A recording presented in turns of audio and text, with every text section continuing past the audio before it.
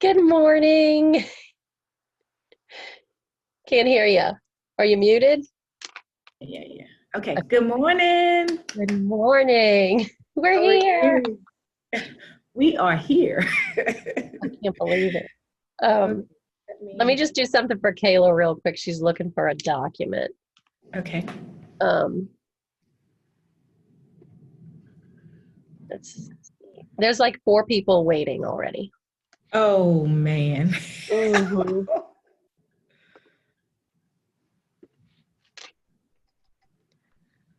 Did you get some sleep? Okay. I did. Yeah, I mean, I was up till like 11:30. We didn't get off the Zoom till 10:35. Oh, I from know. 3:30? Uh-huh. We took a Oh, little break, like about 45 minutes, and then we got back on. wow. Okay, so I don't have all the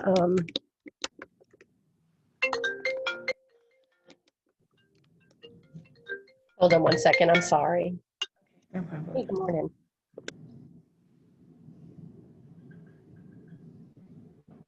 Um, Anytime after today, because I'm getting ready to get on this webinar that we're doing today. Yep, yeah, absolutely. Okay, thanks. Okay, you too, thanks. Okay, so I gotta fill this in real quick for Kayla. Let's see, I'm gonna send you this link. If you could help out with these people's, we need to get their cell phone and stuff on here and email so Kayla can let them in when they sign on. Okay. And you used the link, the actual link for this event, right?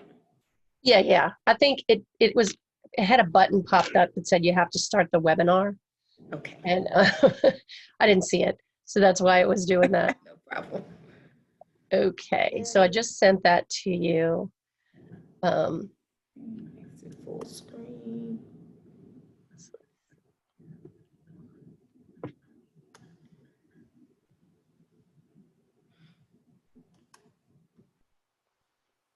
Okay, the Survey Monkey. No, this is it's the spreadsheet Oh, with okay. the Okay, panelists. perfect. Yeah, it's coming in now. Okay, great.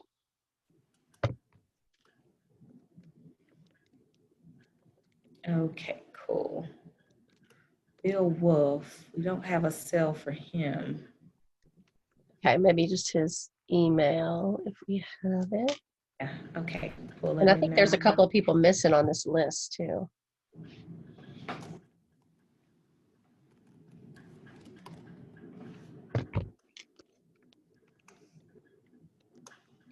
Okay. And then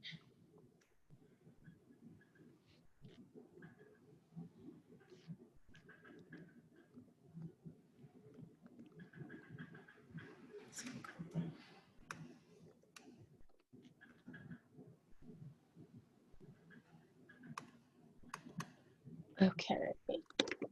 Now what about he's on? Who are we missing? Oh, Ronnie Johns.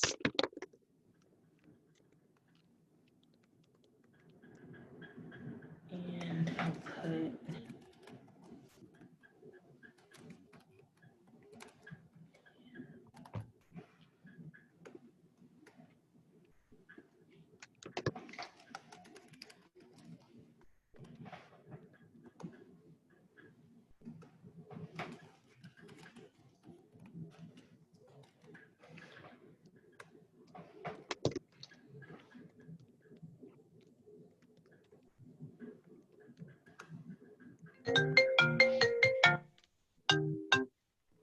Hey, sorry, we're just finishing it up right now. And it's in a Google. Yeah, because I don't see it anywhere. I was like, I thought I had it, but I don't I think can't even find it at all. it's in a Google Doc. 2020 Human Trafficking Summit Panelists is the name of it. Okay. I was trying. I didn't see a Google Doc. I was looking for an email, honestly.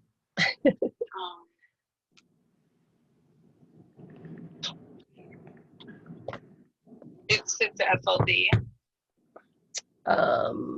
Let's see.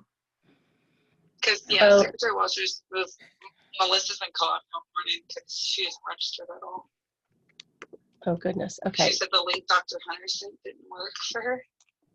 Oh, that's. Oh, you know what? Well, So Dr. Hunter may need to do something. Ted Poe. Oh, I just saw your email about that. Yeah. Okay. Ted Poe also couldn't register last night for some reason. Delary, let Kayla know somehow I forwarded the information and it didn't highlight. So I resent the link for the panelist one, like the panelist link to register. It just has their emails in this. Oh yeah. Okay. So it won't do that. I tried for like an hour last night, and we would have had to set that up to begin with. No, you're good. Where do I just get that panelist link is what I'm asking. On the Zoom account, I guess. I tried to do it last night. It wouldn't let me do it, but let me look and see. Because I don't see it.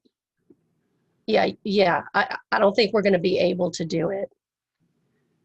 Okay, I'm just going to register her. Yeah, I would go ahead and just register and tell her. Because I've had Senior Mansour just asking me, making sure they have the panelist link. So I just want to make sure that I'm giving them the right link because I don't have that. Yeah, so let me see if I can get back in the Zoom because it won't, and see if it'll give it to me. When I look in Zoom, it just says registration link. Yeah. I would just tell them, and I think we had to have set that up beforehand so that they could join as a panelist.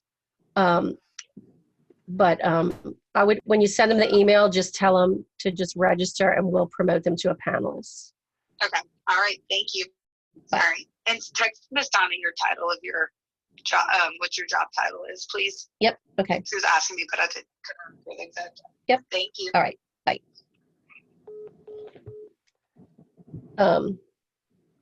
Okay. Let's see. Invite panelists. Oh, here we go. Maybe we can do it like this. Edit. Oh, here we go. We can do it like this. Okay,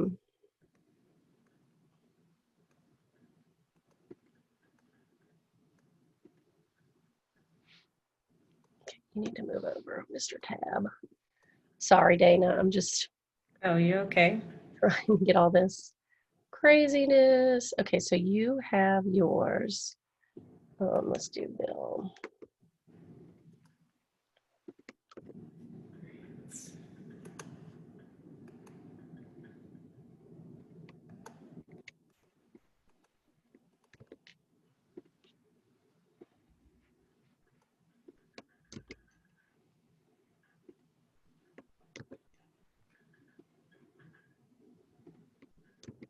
I mean, this is like, you learn as you go, right?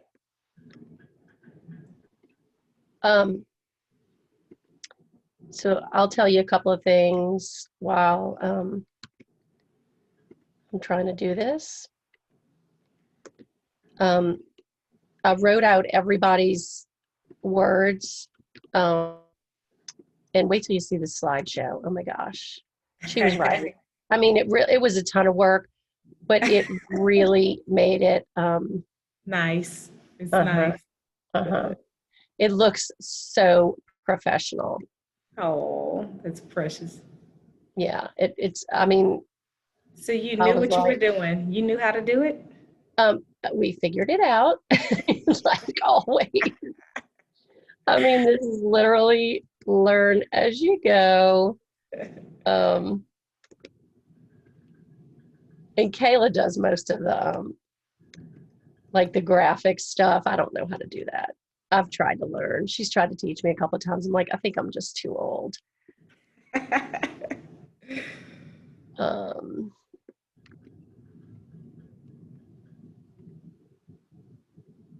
And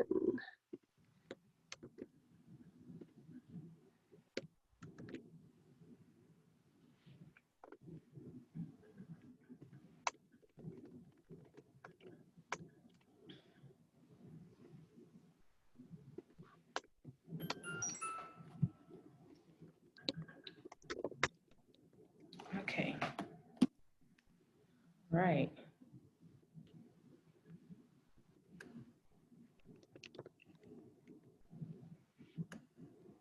That's why I can't find his email, because it says it's under SEN Johns as opposed to his name.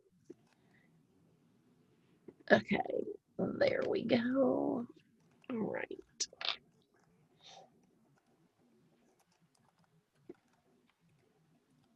All right, that should help out a ton.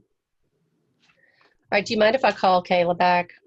Oh, no, no, you want to call me back? I I'll mean, just stay on. I'm just going to yeah, stay we on. can just mute and then talk when I get off the phone. Sorry. How do I mute myself?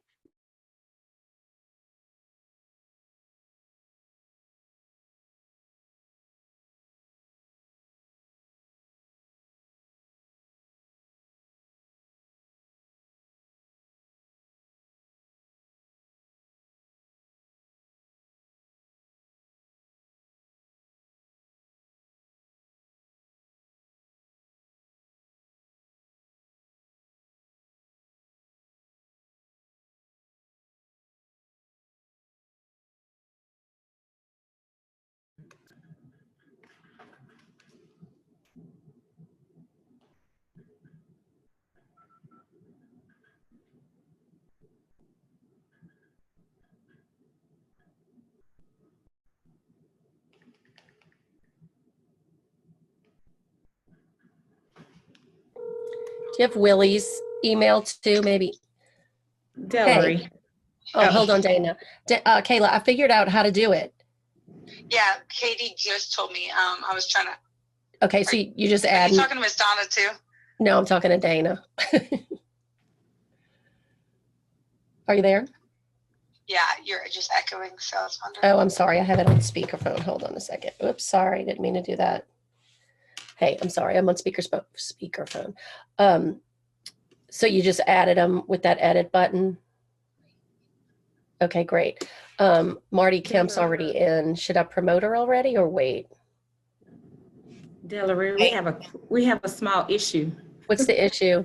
Okay, so I forwarded my information, my registration information to Secretary Walters, Ronnie Johns, but it says that the password is unique to me. It is. So they, I think, need to register or something. We need to register them. I just registered Marquita, and I just registered, who did you say? Who? Okay, Ronnie Johns. I'm sorry. Okay. And I just sent it to Ronnie. I sent it to 2 emails. I sent it to his senatorial and his Yahoo. So he should have just gotten a panelist email that he can sign on. Okay, and Willie Brooks? We need to do that for him too. So if you tell me what his email address? Yes. Okay. Hold on. Let me see if I can find. There it is. Okay. Panelists, edit. Okay, go ahead.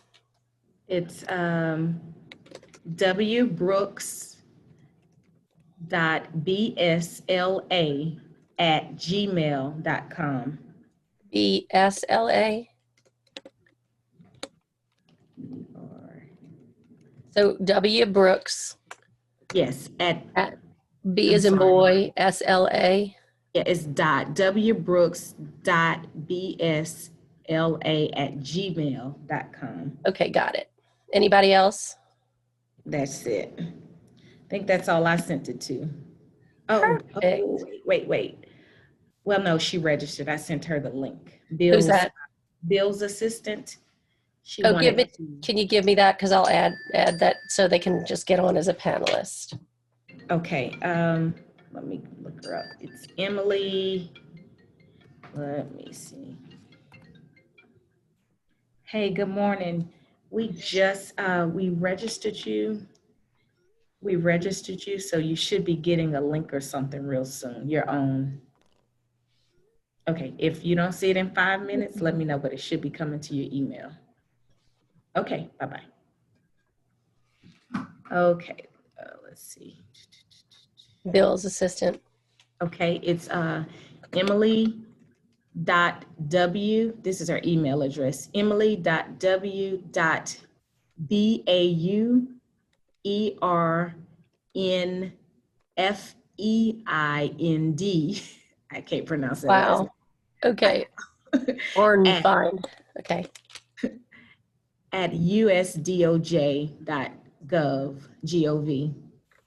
Okay. You know who, okay, Father Bahi and Father Chuck should have their own link. I think Kayla registered them. Yes. Who, Dr. Hunter? Father Bahi and Father Chuck. Yes, they should receive a link. I registered them. If they don't, Okay. let me know. I'm going to, Ms. Deller, if you want to help me add some of the first spouses to that panelist, that would be Yep.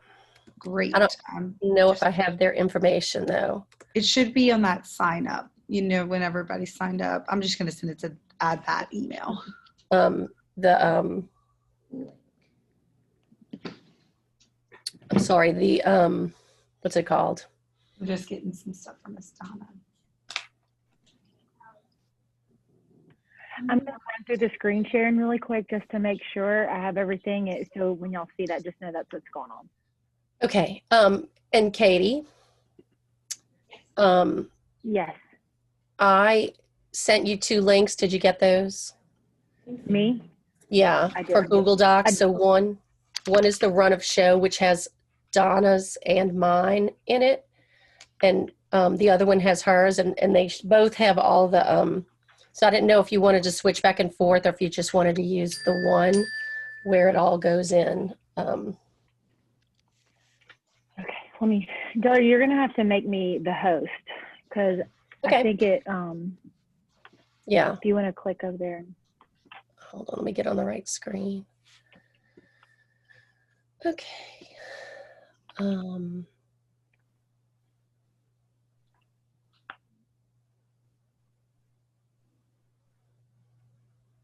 Delary, you sent something to Marquita's email address. Mm-hmm. Okay, I'm texting her now. Okay, what did you say? I emailed Melissa. She called me, Dr. Hunter, this morning. I emailed her that she should have received it. So yeah, just double check with her. Perfect. Okay. I can't print unless I get off the internet. Nope. But here, I'll print. What do you need to print? If you can do the agenda and the, oh my, excuse the ring.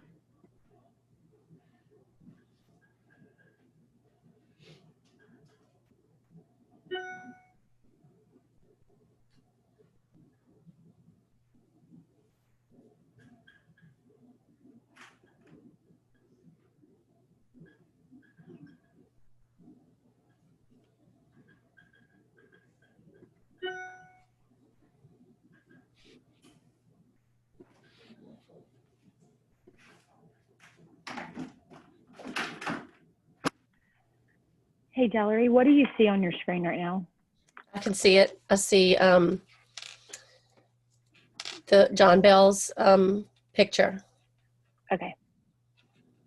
And So then, you don't see the video? no, did you click the link? I did, but I'm trying to, because I can, like I'm going to do this and screen share again. So you'll see that. Gotcha. And then I'll go back.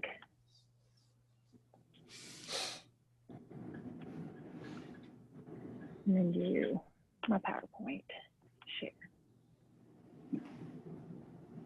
Okay, and there's also now a link on the pledge as well. Okay. It's just going to take me a second to transition through all of them Sure. when we do that. So Okay, absolutely. I'm going to close them out just to, okay, I need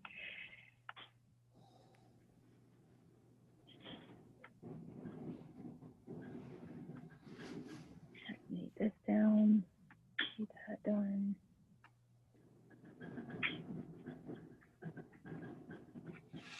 Share. Wait.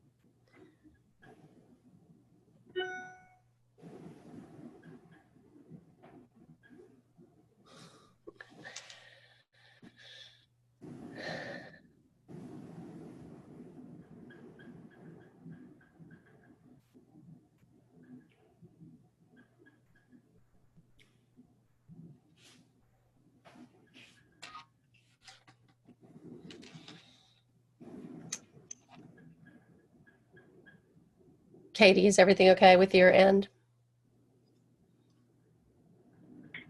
Yes, everything's looking good over here. Okay, good. And did you check the link? If you look at the slideshow, you can see the link.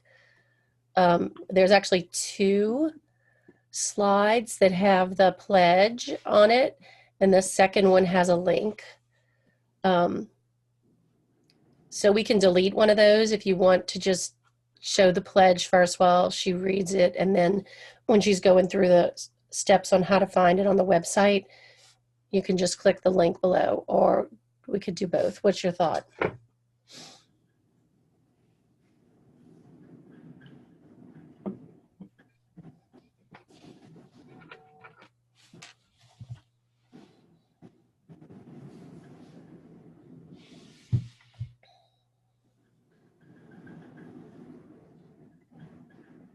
Did you hear me? I said, do No. you mind calling me real quick? I You can call me. I I was already couldn't. muted when I said that. No Call me problem. real quick.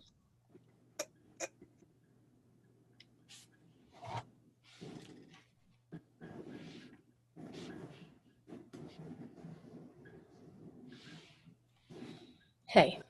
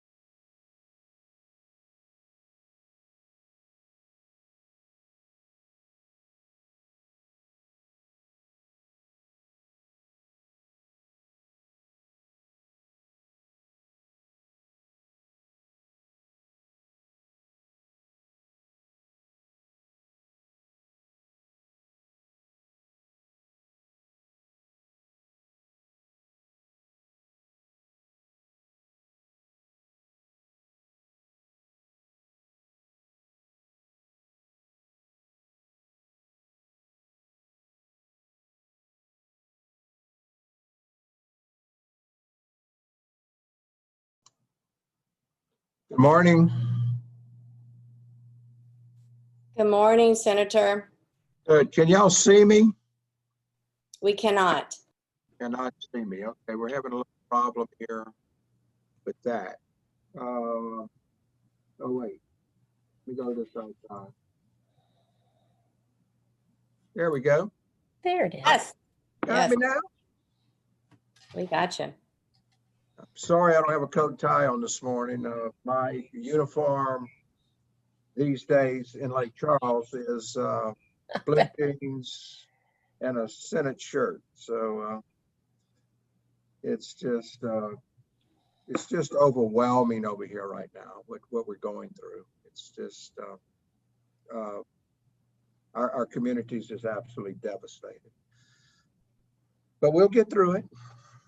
So, Good morning, Ronnie. I know it's painful to even to watch and to look at. It's just I don't know.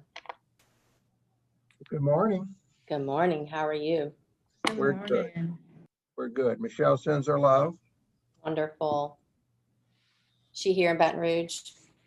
No, she's actually home, and my daughter is going to stay in Baton Rouge. We got our children into St. Thomas More, grandkids into St. Thomas More Catholic School, and our daughter's going to work at Oshner's in Baton Rouge as a nurse. Oh, So, wonderful. yeah.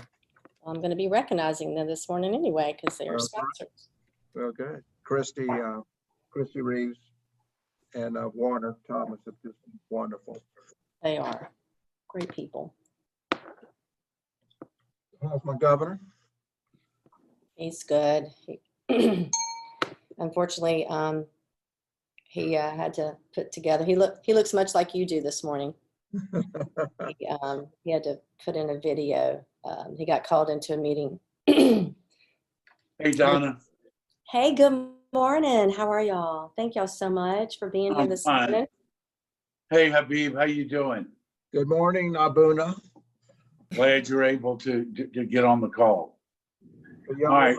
don't know what Abuna is, a father and I both Lebanese heritage, and that's Lebanese for father. So All right, now, do I hit participants to get to see the whole screen with whoever's on? Is that what I do? Gallery's going to explain it to us as we go through, give us some housekeeping at the very beginning. We have a little slideshow you should be seeing. All I've got is that human trafficking prevention and awareness sponsored by Oshner Health. Right, right. So that's the beginning. And then if you push the down, the scroll button down, you'll see the other participants as they come in. I'm sorry, not participants. You'll see the other panelists. You won't see, there's going to be 115 participants, but you can't see all of them because it would be too much. And so. That's wonderful. All right, I'm going to mute out for just a second. I got to go grab something. I'll be right back. I'm going to call Ted Poe, see if he's on. Okay.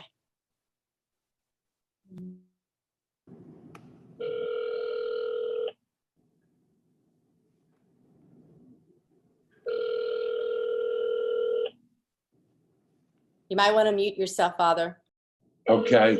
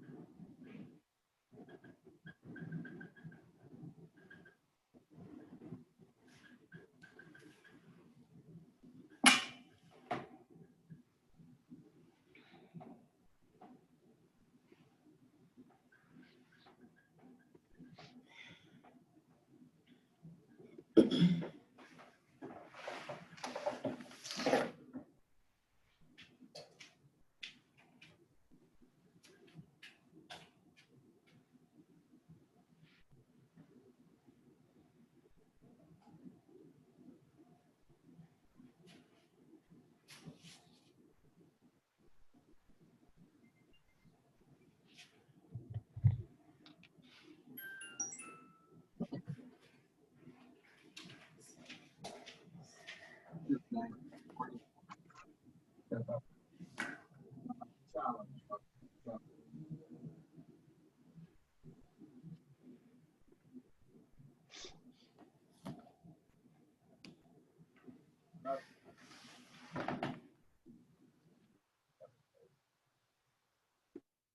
you actually been here yet?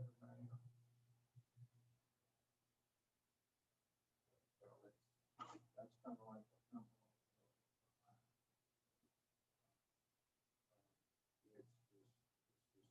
Everything just goes out of state. You get out to the neighborhood.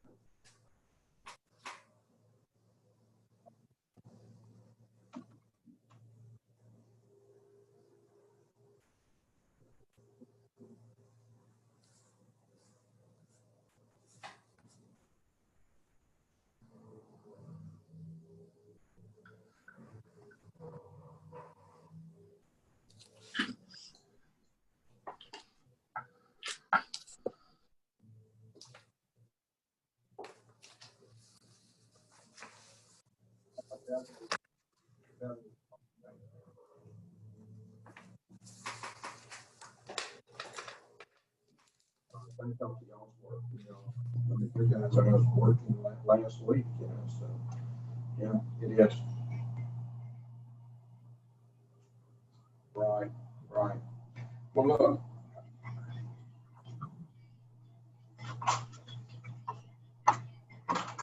Right, thank you.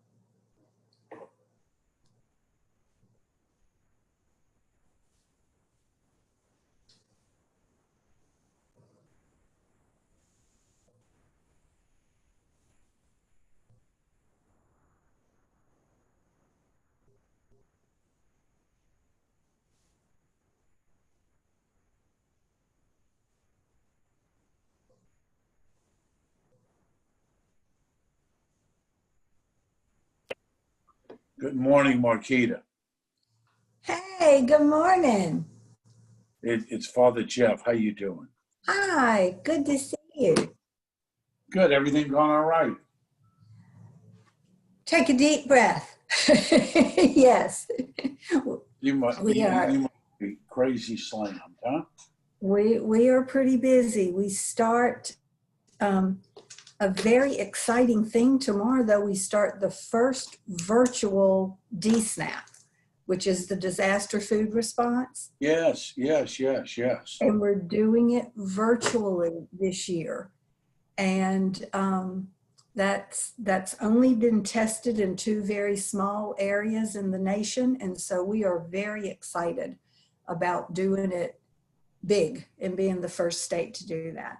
Senator Johns, can you believe people won't be standing in line to get the DSNAP card? Good morning. Good morning. So Marquita, question, if Yeah. someone signed up a week or 10 days ago, do they have to do anything else? If they pre-registered, so they have to call in, and but if they're pre-registered, it'll make the process go really fast. Okay, so we're going to get information on that, or? Yes, sir. The governor announced it briefly yesterday at the press conference. There'll be more today. And we've got flyers out, and we're working in the hotels where most of the Lake Charles residents are that we're sheltering. Right. With that, and we did a press release. We'll be doing tons on social media. So we'll really be pushing it. Great. Yeah, we're very excited. Fingers crossed that it works, right? Yes. In this new virtual world that we live in. Oh, I know. Let me ask you something. Okay. You see everybody on your screen? Because right now I can only see you, Marquita. So, Father, you're only going to be able to see the panelists. There's going to be 114 people on this morning, but the panelists will be who you see, okay? And they can see you right now and they can hear you right now, but you will not be able to see or hear them. Okay, so I won't be able to see the panelists as they are. Yes, you will. They will be spotlighted. You will see them. Father, you may have your settings on speaker. Whoever's talking is who you see. Okay. Did you see Ronnie when he was talking? I did. Okay, you've got your setting on speaker view. You can Tell me. Put it on gallery view. All right. Mine says question, Q&A, mute, stop videos, share content. That's at the very top. You're looking top right. Should say Exactly. Participants and more. Do I hit more? no. maybe try more and see what you get. More says webinars, chat 5. Webinars. Father, you'll need to click the corner of the picture that you see, and it'll have several box options. You'll have a small box, a bigger box, 2 box, and a grid view, and you can click those at the top of the corner of the picture that you see. All right, now the corner of the picture that I see just has the Ocean Health Prevention Awareness, and then I've got a plus and a minus on that. Minus it out to see it, make it smaller. I don't know. Let's see. Plus, okay. All right, yeah. Plus, now I see I see Dana Hunter, Willie Brooks, Ron and Marquita, and then Jessica, and then a darkened Mary Kemp in Louisiana First Foundation, darkened. Okay. So I hit the bottom of, I hit plus, and let's see.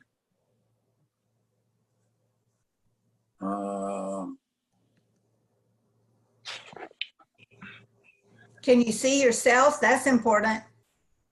Yeah, but that's not what I'm looking for. That's well, you got to know if you look good, Padre.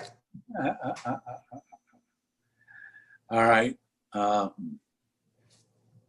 Now, I can see at the bottom of my screen, everybody on. At the bottom. Okay.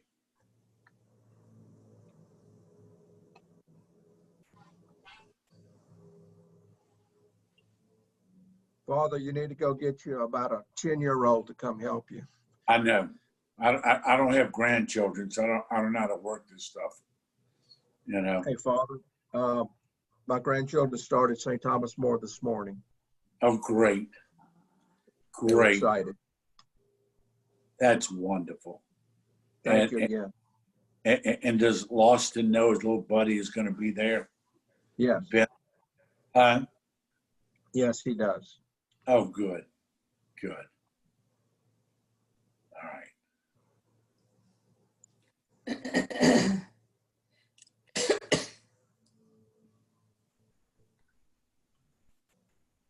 This works so much better if you mute yourself while everybody else is talking, when presenters are talking, so there's no feedback.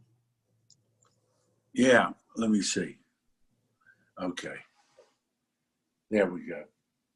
Yeah.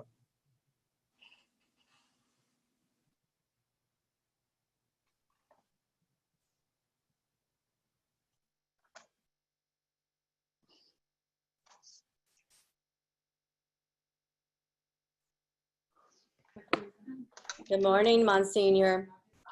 Good morning. You can hear me? I can hear you and I can see you. Okay, thank you.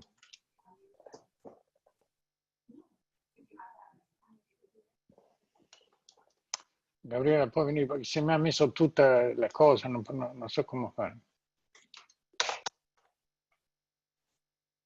Allora, Jeff.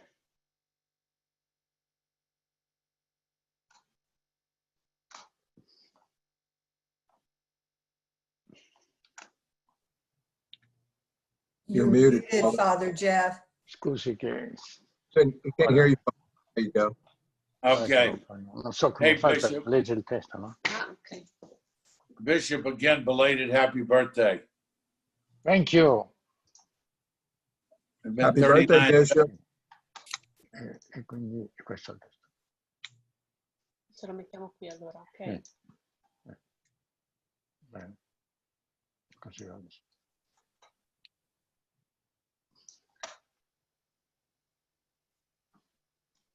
Ma non c'è la possibilità. Ah, sì, c'è il chat. So just real quick, I know people are listening in. We have about 115 people on coming on right now, so bear with us. So everybody can see you and hear you if you're not muted. And so with that being said, if you don't mind muting your right now until everybody gets on board, we're going to record it. So that's why we're asking everybody to. So the people that you see will be the panelists. If you scroll up and down, you can see them. And then as you speak, someone will spotlight you. And so you will be spotlighted for everybody to see. And so I hope you enjoy it. And we'll be back if everybody will just go ahead and mute. And then we'll start in about 3 minutes.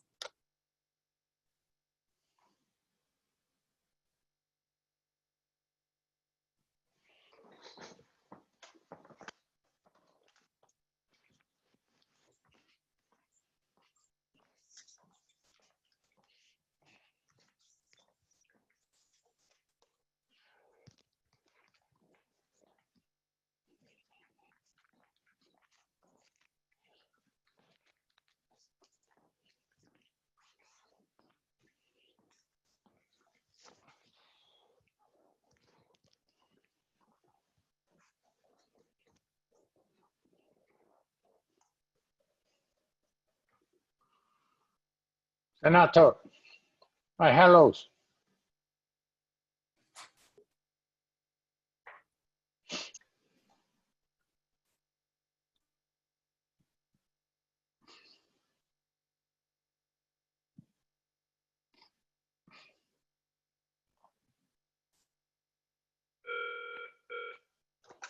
Sì?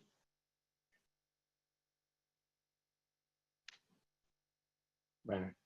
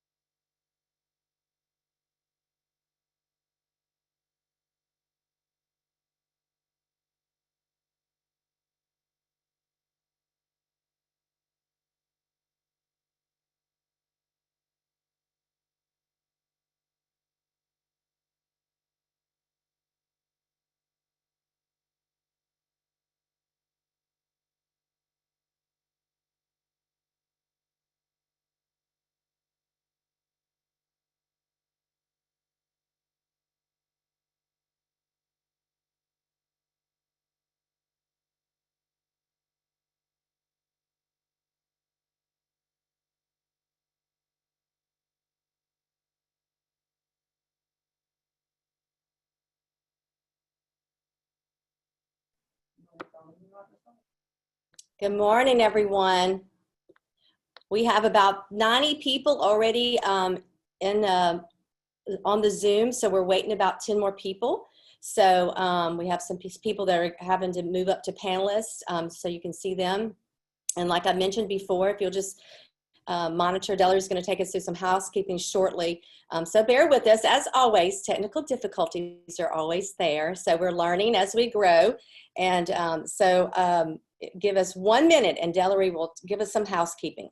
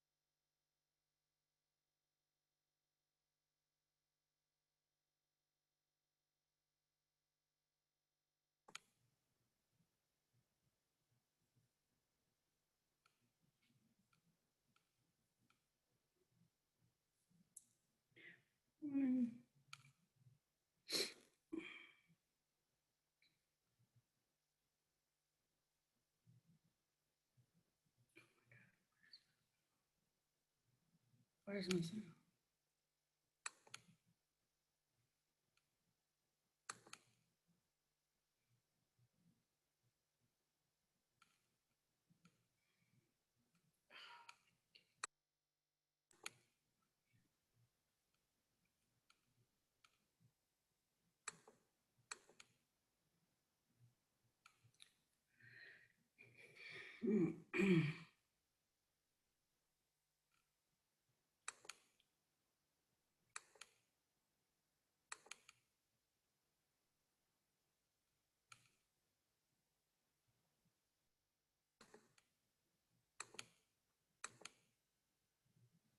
Good morning, everyone.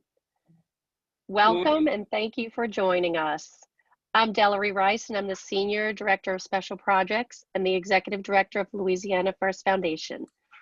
I'll be putting my contact info up on the website and our website shortly, and that way you'll be able to keep it if you need to get in touch with me.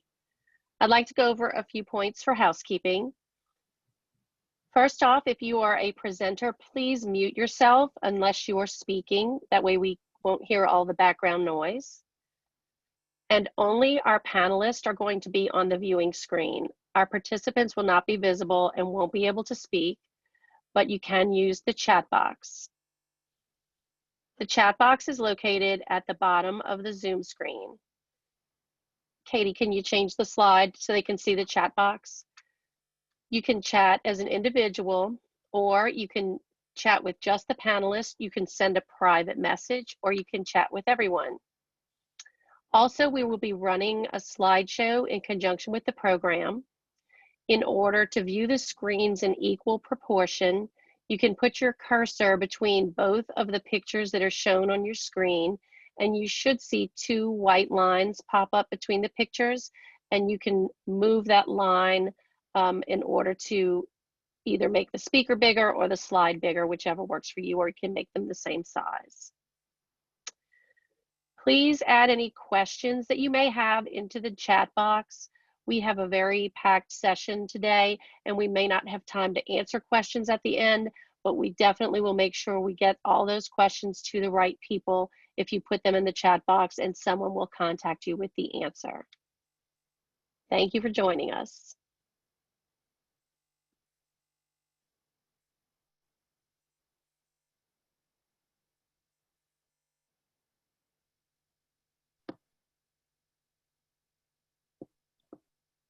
So good morning, everyone.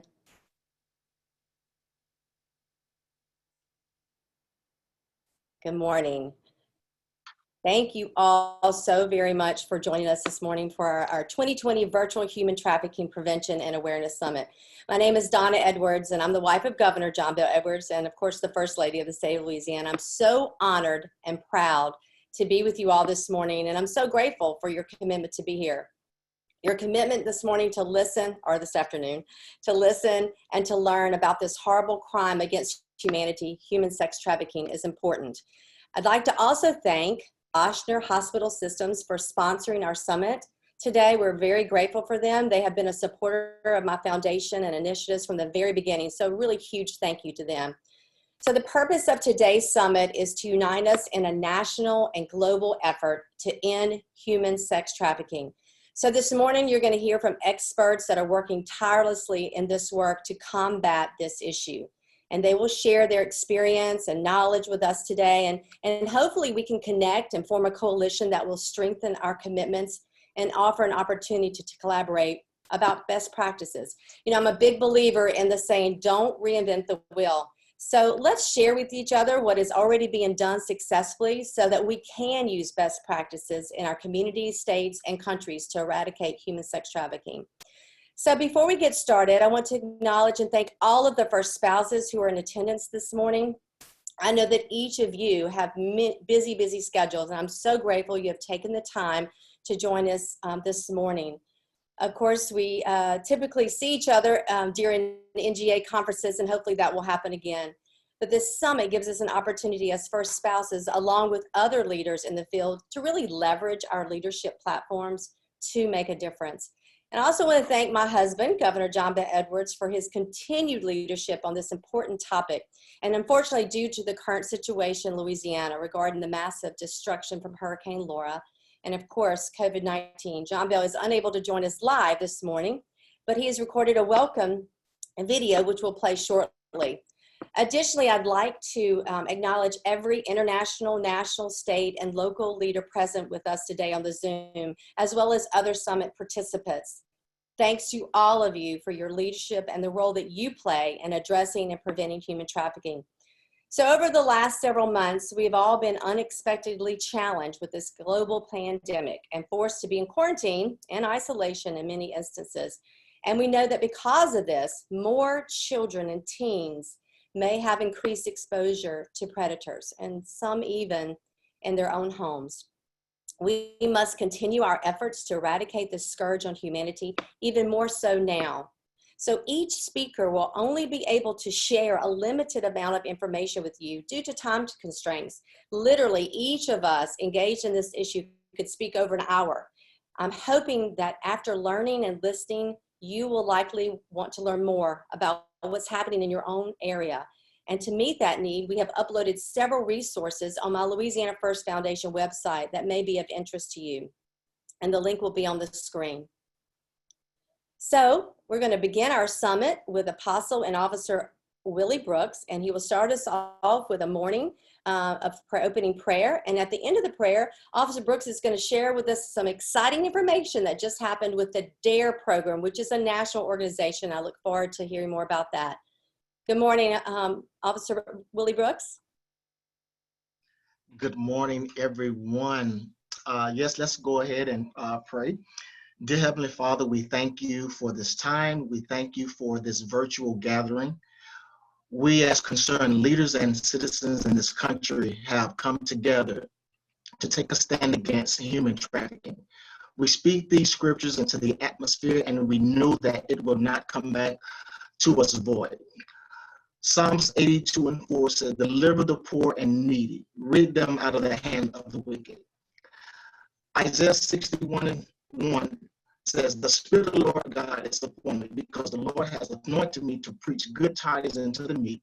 He has sent me to bind up the brokenhearted, to proclaim liberty to the captives, and the opening of prisons to them that are bound. Ezekiel 34:16 says, I will seek that which was lost, and bring again that which was driven away, and will bind up that which was broken, and will strengthen that which was sick. But I will destroy the fat and the strong. I will feed them with judgment. We declare nothing lacking, no one missing, full recovery and nothing less. It is in Jesus' name we pray. Amen.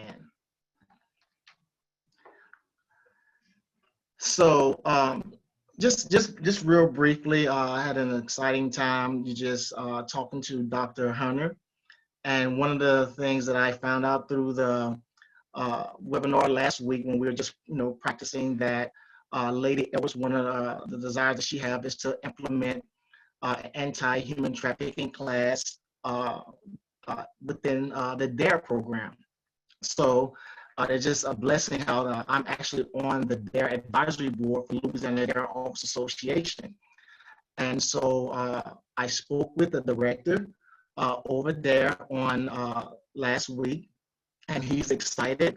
And the great news is that they will allow me to be able to go across the state of Louisiana and train all the DARE officers in Louisiana on the curriculum that has already been put together by the state of Louisiana or the organization that put it together. I'm not really familiar just with the curriculum, but we are excited to say that the DARE officers are ready to be trained so we can implement this in the middle school. So again, thank you, Lady Donna Edwards, for this opportunity. Thank you, Officer Brooks. We're very excited about that. And just that little bit of conversation, it just shows you what can happen just to start making the wheel turn. My husband, Governor John Bell Edwards, will now give his remarks through video. John Bell has been my husband for 31 years and has been making great strides in Louisiana these past 4 years in office to bring awareness and implement strict laws for human trafficking here in our state through bipartisan legislation. We know that working together, we can make a difference.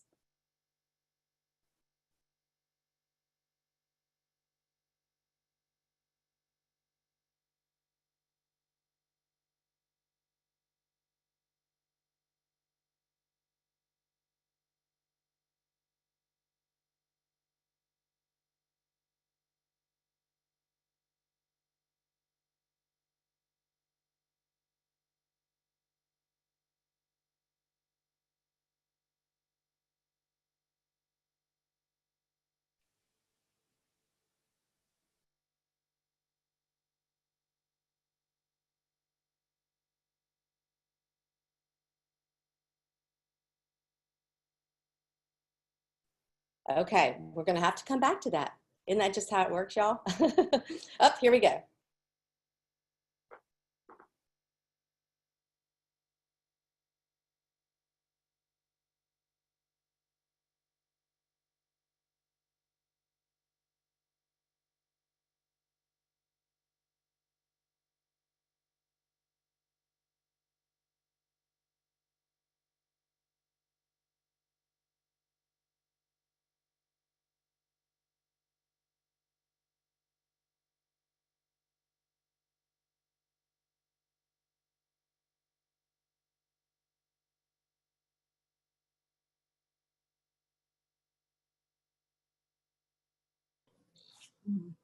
That's sure not the one talking, is it? I think so.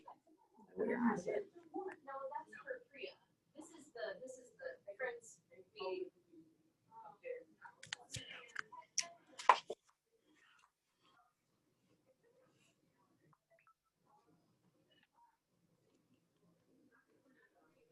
Okay, my apologies. You know, it's one of those things you practice it 100 times and then it just doesn't happen. So we'll have to get back to my husband, Governor John Bell Edwards. But I thank him for his work in this area.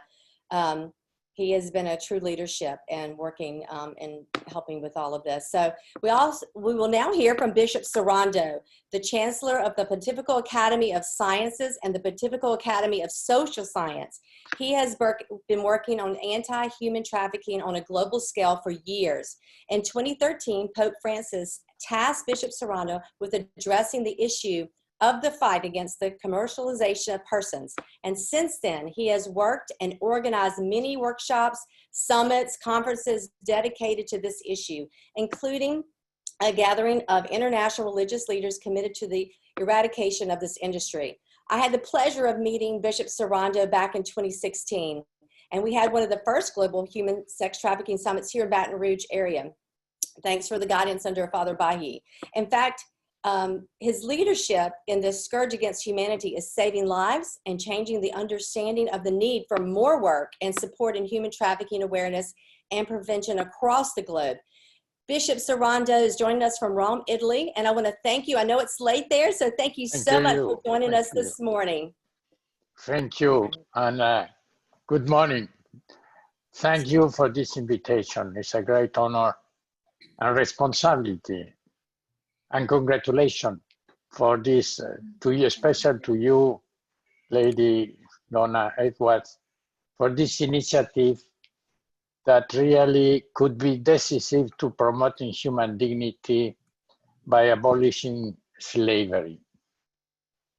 We can say that the crime of human trafficking is an issue that leaders must take very seriously. When Pope Francis was elected in March 2013, he immediately wrote me in my capacity as Bishop Chancellor of the Pontifical Academy of Sciences, requesting that we study modern slavery and its solutions.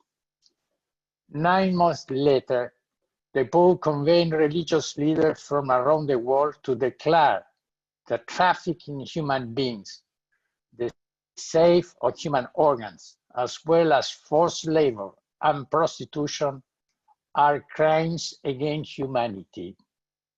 World leaders echoed this conclusion in September 2015 when the United Nations General Assembly unanimously adopted the Sustainable Development Goals, including Target 8.7, to end this practice. Pope Benedict has already declared that prostitution is an incomprehensible discrimination against women and a serious crime against humanity. For this and other reasons, it is a moral imperative for governors to work together to achieve the vision set by our religions and political leaders. While millions of people still victimized by modern forms of involuntary servitude, there is no time to waste. Abuse in all of its forms does more than cause physical damage. It strips a person, the soul of the person, deeply wounding our self-confidence and the ability to trust others. To fully grasp the depravity of this type of moral violence, think of friendship who love, approve, and affirm one another, and how important that is for their individual and collective existence. It is not easy for survivors of human trafficking to experience this type of friendship, because the degradation and humiliation that has suffered can lead them to believe they are worthless. As a result, they are often unable to offer or receive the support and affirmation that true friendship requires. This disability can prevent survivors from establishing meaningful relationships, including marriage, profession, and creating a family. Christ's message of fraternity and freedom, coupled with the anti-slavery movement that began at the end of the 18th century, especially in your country, eventually led to the abolition of legal human bondage around the world. International treaties, like the Slavery Convention of 1926, made many forms of slavery illegal. However, slavery continued under the news name, stirring less public outrage or attention that past violation of civil liberties. While human rights become a defining feature of the post-war war, victims of modern slavery still suffer. Slavery means not being free to live your life and being partially or completely dependent of someone who does not respect human dignity and our desire to be happy. It is easy to imagine that the pandemic situation with the financial crisis it has caused has intensified modern slavery. What are the solutions? Our Academy has identified 2 areas that need special attention. Firstly, supporting survivors more effectively means moving away from interfaith dialogue, and I'm very happy that the brother today begin this meeting, because it's just this that we need: interfaith dialogue, collaboration in this, and collective action. Survivors must be rehabilitated and reinserted into society, providing them with the necessary tools, such as education and job training, that can help them become independently and are good for the society. A model I recommend is Metanoia Manor, a shelter from the rehabilitation of teen sex trafficking victims in Louisiana, which is unique in that it is personally supported by the governor, the First Lady, as well as the entire community. We have here some senators, including political and church leaders. Thank you, Father Jeff. I have been able to witness its growth since the beginning, and I am very happy, blessed. I think that God blessed this institution. The second thing that we need to do is that leaders across sectors must raise awareness about human trafficking and implement solutions and laws to criminalize consumers. Follow maybe the Nordic and French models against prostitution.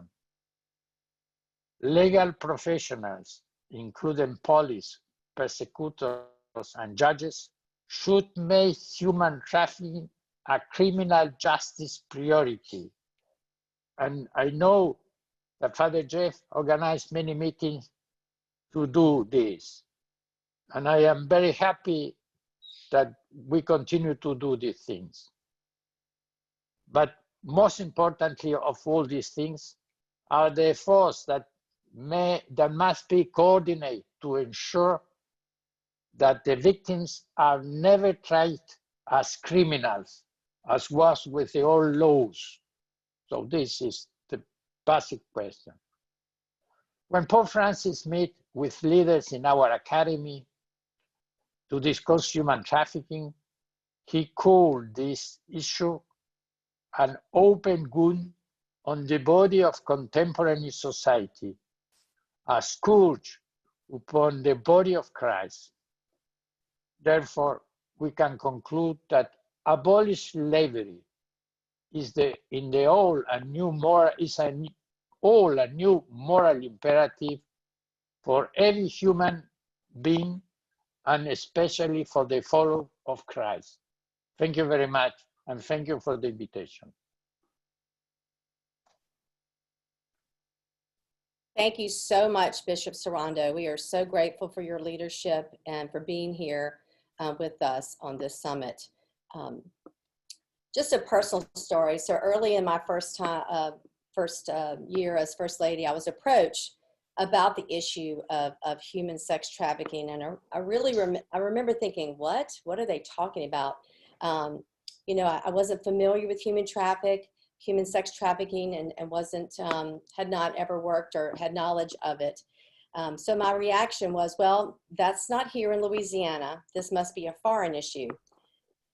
Later that month, I was hosting some ladies from my hometown church for a meeting to discuss my initiatives. And I remember thinking, because Father Bahi and the sisters from Metanoia Manor, which you graciously alluded to, Bishop, that we'll talk about later, we're going to come talk about this safe haven that was rescuing girls off the streets. And I remember thinking, these ladies will never understand or believe this is happening in our own state and in our areas. And that very week, a well-publicized incident happened in our own hometown. A young girl was found in a cage and was trapped by her own family and was being trafficked. I knew then I had to get involved and learn more. So over the last few years, I have attended conferences on this issue, organized summits here at the mansion, so that we could gather and learn from one another on best practices and sharing and listening to other experts working within our state. It's been really a tremendous blessing to be able to bring those people here and to share all the different agencies and everyone working to eradicate human trafficking. And that's the mission today, to learn from each other and see where each of us can be involved in some way, using our own gifts and knowledge, and really being able to leverage this leadership role as First Lady has allowed me to support and highlight this crime, and to also lift up others that are doing such hard and amazing work in saving our children, our women and boys from this crime. So now I want to introduce First Lady Hogan of Maryland.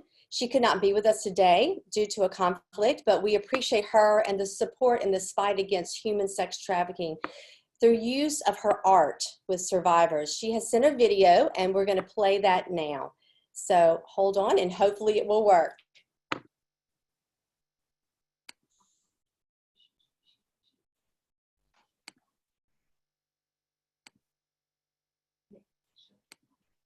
Good morning. I'm Yumi Hogan, the First Lady of Maryland. It is an honor to be part of this summit and to have this opportunity to recognize the leadership of First Lady Donna Edwards in the fight against human trafficking. As a mother, grandmother, and a teacher, my heart breaks for the victims of this horrible crime. My husband and his entire administration have worked tirelessly to combat human trafficking in Maryland and continue to provide important resources for victims.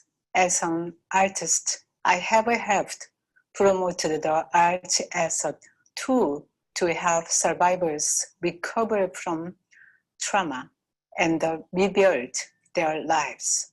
We must work together to protect and empower them. They diverse justice and hope. This is important for Maryland, Louisiana, our country, and the world. Thank you again, and I wish you a successful summit today. Thank you so much, First Lady Hogan. We appreciate you sharing your gifts with us and your words. First Lady of Georgia, Marty Kemp, has been working tirelessly to combat human trafficking.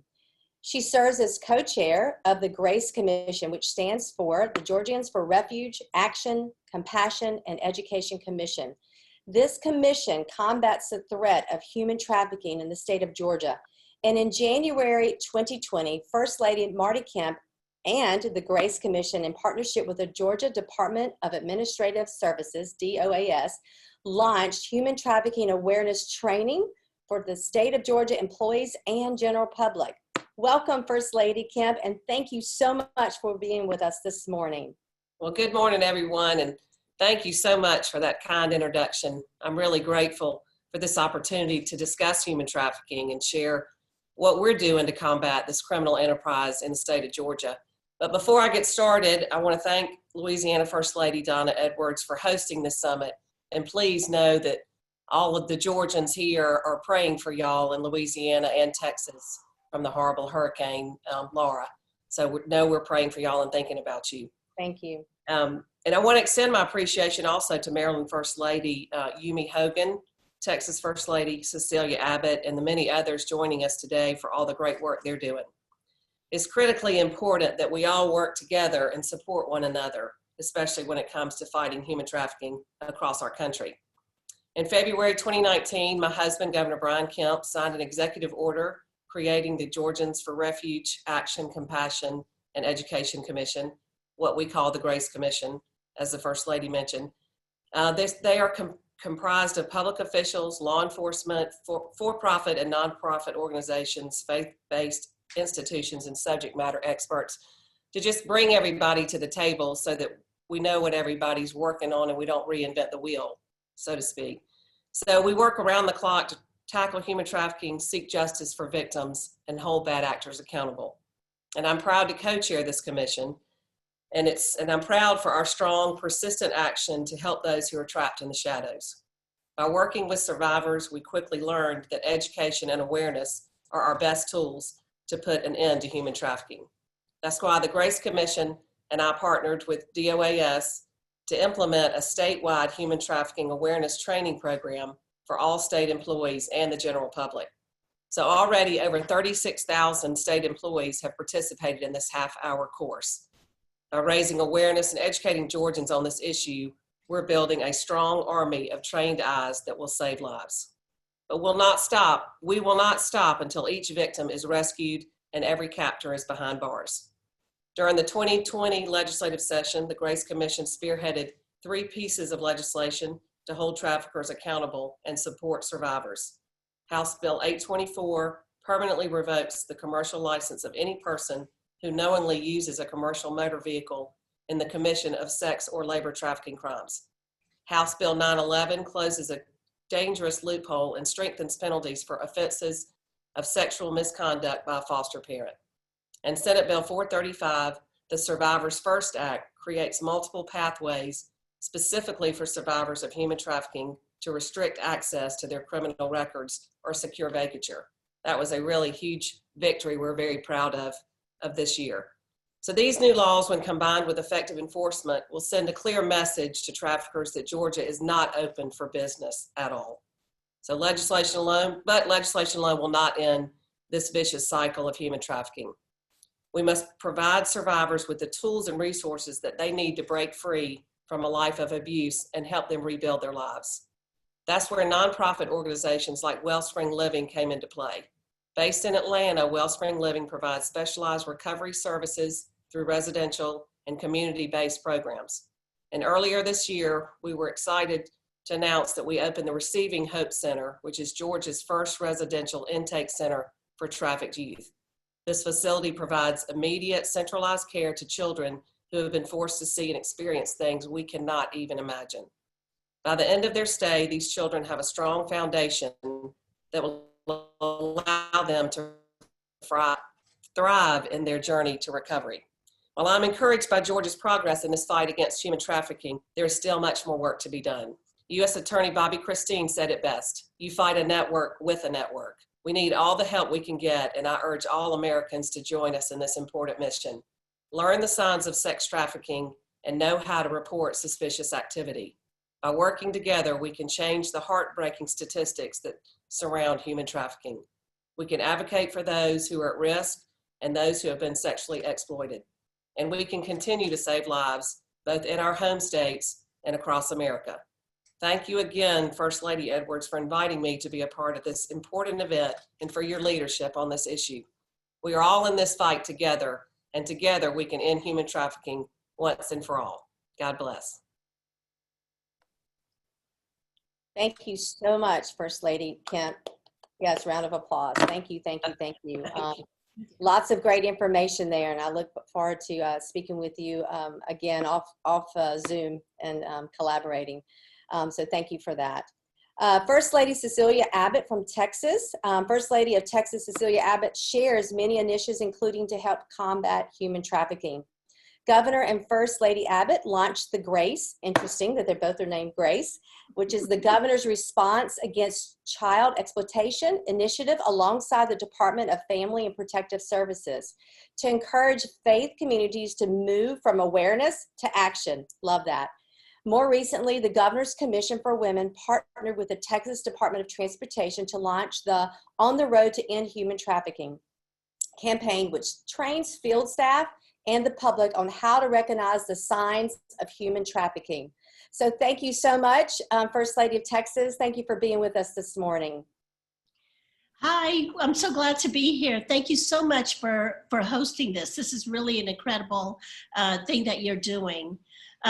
Well, as you said, I have the privilege of serving as the First Lady of Texas, and I'm honored to be part of this convening of first spouses and other state leaders on the growing problem of human trafficking and exploitation.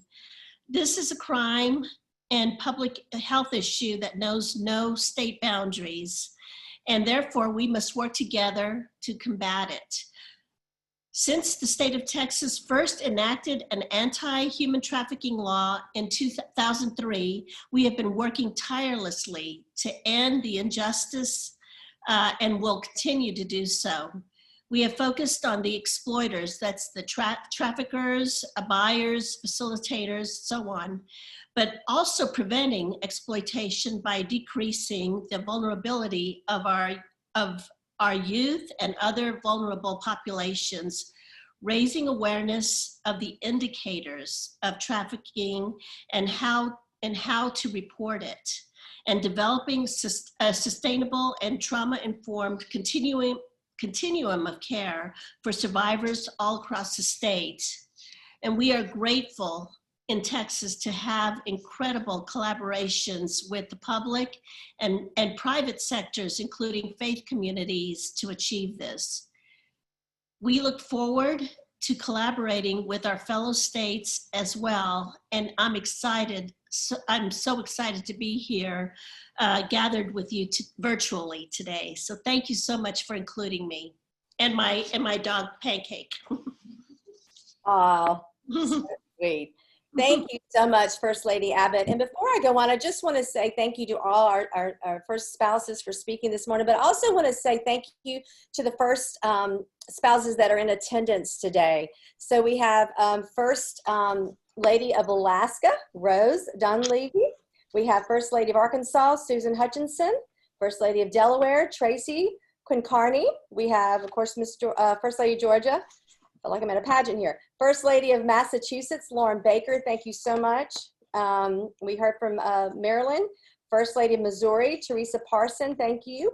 First Lady of Mississippi, our neighbor, Ellie Reeves. First Lady of Montana, Lisa Bullock.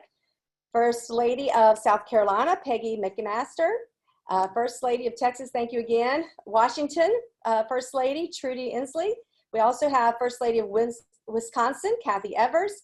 And First Lady of Wyoming, Jenny Gordon. Thank you all so much for taking time out of your very busy schedules for joining us to listen and learn about human trafficking. I also want to say we have representatives for Arizona and Guam this morning. So thank you again for joining us.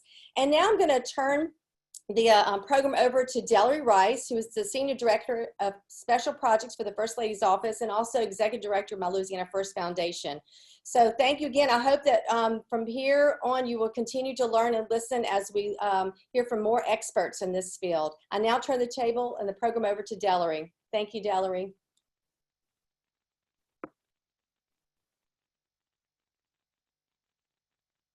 Delary? Thank you, Katie. I appreciate it. Thank you, Donna. I appreciate it. There it is. Okay, great. So we're now going to move on to our presenter portion of our morning. And our first panelist is Deputy Director Bill Wolf. Bill is the Principal Deputy Director of the U.S. Department of Justice's Office for Victims of Crime, or the OVC, where he oversees its program to help victims rebuild their lives in the aftermath of crime. During his tenure, OVC continues expansion of services for victims of human trafficking and those in tribal communities across the country. Thank you, Bill, for being here. Well, good morning, everyone. It is certainly a pleasure to be here with you all this morning. I just want to say thank you to the Louisiana First Foundation, to First Lady Edwards for inviting me, having me here, and certainly to Governor Edwards for his continued leadership on the issue of human trafficking. On behalf of Director Hart and the entire Office for Victims of Crime, I thank you for your commitment and your passion for being here to learn more about this horrific crime. I share a similar story to First Lady Edwards. I was a young police officer, a detective assigned to work gangs when I encountered my first case of human trafficking. I was investigating a gang that many of you have probably heard of, MS-13, when it was alerted to my attention that they were exploiting young kids, teenagers, 15, 16 years old. But I had no idea what human trafficking was. I had never been trained in human trafficking and certainly did not feel that it was something that was occurring here in the United States. Similar to First Lady Edwards, I thought this was something that only happened overseas. And I can tell you, after that first case, after working with just one victim, I learned quickly the pervasiveness and how terrible this crime truly is. It is something that is spread all across this country. And unfortunately, it is a crime that does not discriminate. Human traffickers will exploit victims from all races, ethnicities, genders, socioeconomic classes, and certainly from every age. In fact, some traffickers will target younger victims because they know that, one, they're more vulnerable, but two, they can make more money off of the younger victim. It is a sad and horrific crime that is plaguing many communities across this country. And it is certainly something that we need to stand up to attack this problem head on. From that first moment when I first recognized human trafficking as a gang detective, I went on to form a human trafficking unit within my police department, start a regional task force, served as a task force officer with the FBI and Homeland Security investigations. And during the course of my tenure investigating human trafficking cases, I uncovered and interacted with over 200 victims of human trafficking. The reality was that in my role as a police officer, I was simply responding to the crime. And it was my passion to really prevent it from ever happening. I sat across that interview table way too many times from young women and men whose lives had been taken away from them by traffickers who are willing to exploit them for profit at any cost. And so at that point, I turned my sights to starting a nonprofit organization that was focused on prevention and awareness. And I just want to commend Louisiana. It was extremely exciting news to hear that you all will be implementing prevention curriculum through your DARE program. I think that is absolutely fantastic, and it mirrors an initiative that we at the Department of Justice, Office for Victims of Crime, will be partaking in next year. Really a great initiative. And starting that nonprofit organization and continue to do work in raising awareness and implementing prevention curriculum in many states and in various countries across the globe. And just over a year ago, I was recruited to come to the Department of Justice to lead up the efforts to combat human trafficking, particularly within our Office for Justice programs. And under the leadership of Principal Deputy Assistant Attorney General Katie Sullivan, we have done just that. We have had historic amounts of money that we have invested in supporting state and local organizations, governments, police departments to combat human trafficking. This year in FY20, we anticipate awarding more than $100 million to local efforts, and it is definitely needed. While we don't have exact prevalence estimates for how many victims there really are in the United States, what we do know is it is extremely pervasive. Last year, grantees from the Office for Victims of Crime served over 8,000 victims of human trafficking, connecting them to vital services to help on that road to rehabilitation. but I can tell you in my experiences in working with victims of human trafficking that they are impacted for the rest of their lives. And while there are many great organizations and services out there to help these individuals regain their independence, regain their human dignity and worth, it is a challenge, one that they will deal with each and every day. We are also supporting the law enforcement officers that are on the front lines. Our law enforcement officers are doing a fantastic job. And through the Office for Victims of Crime, we fund multidisciplinary human trafficking task forces all across the country. Just last year, our task forces opened more than 2,500 investigations into traffickers that are exploiting vulnerable people all across this great country. I'm so proud of the work that our grantees, our law enforcement partners are doing to bring the offenders, to bring those traffickers to justice and rescue the victims. But there certainly is much more work to be done. And I am so thankful for the many initiatives that are out there. And I want to give a special thanks to First Lady Edwards for the efforts in Louisiana. Louisiana is one of our grantees under our Improving Outcomes for Child and Youth Victims of Human Trafficking. This is a program that is certainly near and dear to my heart. And Louisiana is really establishing a model that I hope the rest of the country, that other states will look to understand how to have real and lasting impact on the issue of human trafficking. The Louisiana Child Trafficking Collaborative is going to utilize multidisciplinary and a collective impact approach to improve the statewide response to child sex and labor trafficking. They've divided the state into 9 regions to ensure that they can have focused and targeted programming in those different regions. And greater emphasis will be placed on removing silos and creating an enhanced coordination of resources. That's really what it's about. It's about communities coming together. While I have great respect for our law enforcement officers, and I did that job for many years, I also understand that they can't carry that burden on their own. It really takes the entire community, nonprofit organizations, governmental organizations, law enforcement coming together to work in a collaborative approach to arrest the offenders, bring them to justice, and serve the victims that have been exploited. Louisiana will be increasing the quantity and quality of available resources for child and youth victims of trafficking, and it is commendable. The program director will serve as the statewide child and youth trafficking coordinator, supervised, of course, by the governor's office, Governor Office's Children's Cabinet, which is doing a fantastic job.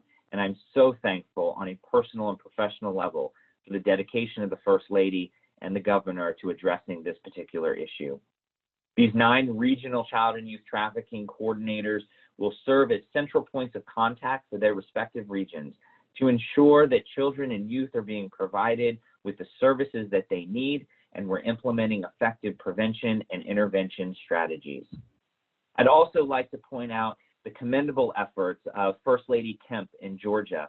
She mentioned Wellspring Living, which is a fantastic organization, and I'm excited that we'll be coming down very soon to look at Wellspring's new receiving home center. And First Lady Kemp hopes to have an opportunity to meet with you and learn more about the efforts that you all are embarking on in Georgia. And also a special thanks to First Lady Abbott. Texas is, of course, the home country, or the home state rather, of Director Hart, and you all are doing fantastic work there. I've had the opportunity to work with Andrea Sparks in the governor's office in addressing at a statewide level prevention and intervention for child victims of sex trafficking. The work that you all are doing is absolutely commendable. I hope that many other states will be able to leverage both local, state, and federal resources. We stand ready to support you all in providing both best practices, but also additional tools and resources. One of our signature programs that we just launched this year is the Human Trafficking Capacity Building Center. This is an organization funded by the Office for Victims of Crime that supports organizations that may not already be receiving federal funding, but helps them in that initial stages to be able to get the funding that they need to make them ready to be competitive to receive those federal grants so that we can support them in broadening the scope of their resources. Human trafficking is a terrible crime, but it is also one that unfortunately can operate in the shadows if we do not stand and take action. It's one that is not a pretty thing to deal with. It's not something that many of us want to sit around at a dinner party and discuss the realities of child sex trafficking. But the truth is, it is a reality. And the truth is, the traffickers are targeting our children and the most vulnerable in our communities. I remember many years ago, my oldest son was only 9 years old at the time. And I was a detective working cases, and so I was always on the phone, and he would hear me talking on the phone discussing this issue of human trafficking. And one day it was just him and I in the car. We were running some errands and had to make a work call and hung up the phone. And he turned to me and he goes, "Dad, what is human trafficking?" And I said, "Man, how do I explain to a 9-year-old what human trafficking is?" What a difficult conversation to have. As I started to fumble through trying to explain what it is that I did and how I, investigated these cases and who the criminals were, my son stopped me. And I'll never forget this moment. He looked at me and he said, "Dad, I think what you're trying to say is that you stand up for those that can't stand up for themselves." And I said, "Son, you couldn't have said it any better." I hope that all of you will continue to join me in standing up for those that cannot stand up for themselves. It is a hard job. It is a difficult topic, but I believe if we come together with the dedication of you all, the resources that you have available, and support and partnership with the Office for Victims of Crime, we will overcome this issue of human trafficking. Thank you for this time today. On behalf of Director Hart and the entire Office for Victims of Crime, we do stand ready to support you in this fight. Please do not hesitate to reach out, and thank you for all that you are doing.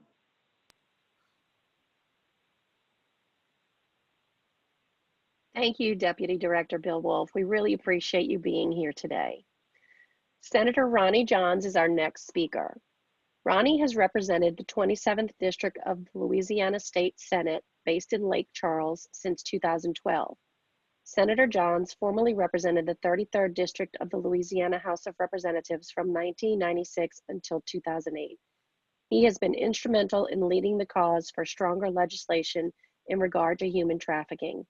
We are truly grateful that Senator Johns can join us today, as Lake Charles was the hardest hit area from Hurricane Laura, and we really appreciate him taking the time out to join us. Thank you, Senator Johns.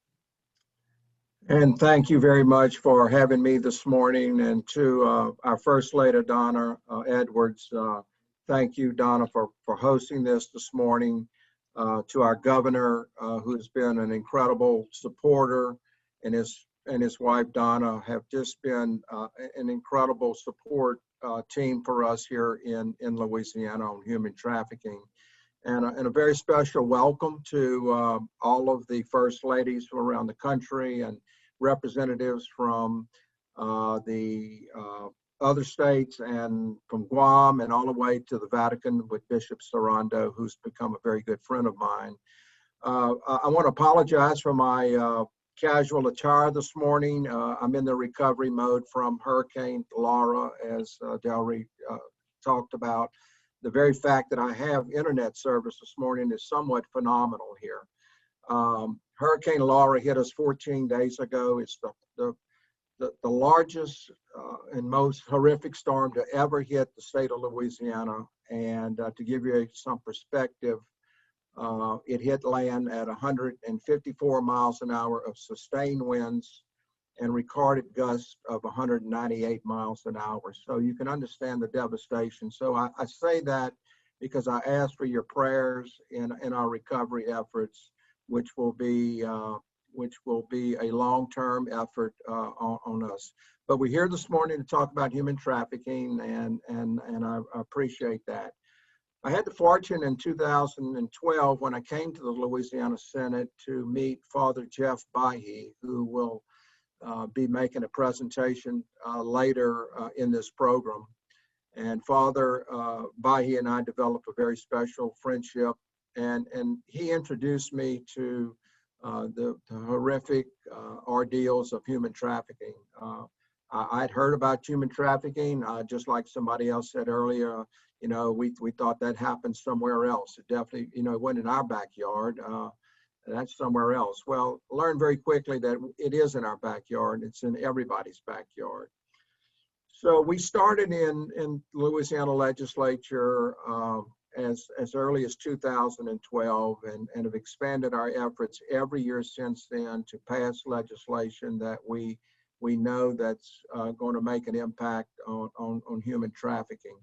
The very first thing that we had to do was to create the crime of human trafficking. You know, there are statutes out there in most every state on drug trafficking, on other criminal aspects of the criminal code. But until you enact legislation specifically creating the crime of human trafficking and put some teeth into those laws and to make those perpetrators accountable for their actions, which much harsher criminal penalties, much larger monetary fines, those types of things. We think that was very important, and it was our very, very first step. Another step that we took early on was to protect the victims' rights. These young people, particularly young women who were rescued from human trafficking, many times were getting caught up in the web of certain statutes, certain laws in our state and the criminal code that left them vulnerable, basically maybe under some of the prostitution laws or things of that nature. And so we had to protect those victims and to make sure that they weren't being caught up in that web of of our criminal code in the event that they were being rescued. So we've done a lot of work with that. We took a real hard look at how we were handling our drug forfeiture laws here in Louisiana. We had very good laws that allowed us to go after the financial assets of these perpetrators as they were caught. So we created legislation here in Louisiana that now allows us, as someone is convicted for human trafficking, of being a perpetrator, that we can actually go after their assets and stop and think about some of the monetary assets that some of these perpetrators have. Enormous amounts of cash. It could be a commercial building that they own. It could be anything that has financial value. So we were able to do that, and we have dedicated that money. A small portion goes back to law enforcement, but the bulk of that money goes into a special fund here in Louisiana for victims, and so we're very proud of that. One issue that we're working on very diligently right now is protective custody. As these young victims are rescued, many times they are so afraid of their perpetrators. They have a great fear of actually speaking with law enforcement, and so they do not want to cooperate with law enforcement. They do not want to cooperate with those shelters that we may have in place. So being able to actually do a judicial hold, maybe up to 72 hours, we think is something that's very important and gives that victim the opportunity to think this out and to think how important it is to cooperate with law enforcement and to cooperate with those that are really trying to help them. Another thing that we have done in Louisiana is a lot of times these victims are very reluctant to go into a courtroom during the prosecution phase and actually face their perpetrator face to face. So allowing them to do their court proceedings by video conferencing has been a great tool in that fight, and it gives that victim some solace, gives them some peace of mind, knowing that they don't actually have to go into that courtroom and face that perpetrator who held them in bondage for maybe many years. And so we think that that's been a great help with the victims. We actually had to pass special legislation here in Louisiana just to license some of our human trafficking shelters. You will hear Father Bahi talk about the Metanoia Foundation that he founded, and that's the primary shelter here in Louisiana for young female victims who have been rescued from human trafficking. And I'm very proud to say that I serve on their board of directors. You know, dealing with technology, there are very smart people in the criminal world today who can outthink law enforcement many times in the world of technology. So we're continuing to try to address that, not just from the state level, but from the federal level. And we are making some strides with that, but it's always a challenge when you're dealing with this world of technology and the internet today of how they're dealing with these issues. So I think, you know, Bill really put it in great perspective. What a great presentation you made, Bill, and thank you so much. But we know that this is not just a local problem. It's not just a state problem, but it's not just a national problem. It's a worldwide problem. And so we've all got to work together, law enforcement, the judicial branch, the legislative branch. I just touched very simply today on all the things that we've done in Louisiana. There are many other pieces of legislation, and I have other senators and state representatives that have joined me in this fight and who are working with me to move forward. And we have a statewide conference of a human trafficking commission that is helping us make recommendations to the legislature of what we think there are needs for additional legislation. But we're going to continue to work with our federal partners in Congress. We're going to continue to work with other states out there. And I encourage all of our first ladies and representatives from other states to go back to your legislature, to get them involved in this process, and to make a difference in this fight. We're all in this together. We can win this battle, and the awareness today of human trafficking is far beyond what it was just 5 years ago. So thank you very much for allowing me to be a part of this.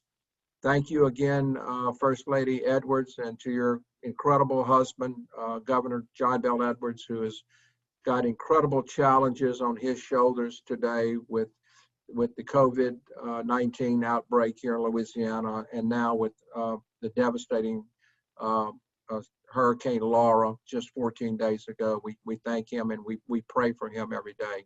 But we ask that you keep us in your prayers. We ask you that you not forget about Louisiana. And again, thank you for having me this morning. Thank you, Ronnie. Thank you so much, Ronnie. We really appreciate you being here. Next up, we have Marquita Garner Walters. She is the Secretary of the Louisiana Department of Children and Family Services. Marquita has dedicated her career to helping fragile families. She served as CEO of Prevent Child Abuse Louisiana for 9 years before being called by Governor Kathleen Blanco to serve as the state's Child Welfare Director. She led a national child welfare implementation center before joining Governor John Bell Edwards' team as Secretary of DCFS in 2016. Welcome, Marquita. Thank you. Good morning, everybody. And thank you so much to all the First Ladies that are here. You are in fabulous company with our First Lady. If actions speak louder than words, then Louisiana is shouting loud, because our First Lady has really taken the issue of human trafficking to heart and has worked tirelessly since she and her husband came into office. to move the needle on this. And so I'm very grateful to our governor and to our first lady and to all the people that are involved in this work. You know, government has a role in human trafficking, and yet it doesn't own the role in human trafficking. It does take all of us, and that old saying of it takes a village to raise a child, it takes a village to protect its children. And that's what we are building in Louisiana, is this beautiful collaborative partnership of all the agencies that are involved, the courts and law enforcement, all the branches of law enforcement, the children's advocacy centers, the governor's office, the departments that deal with different aspects of human trafficking.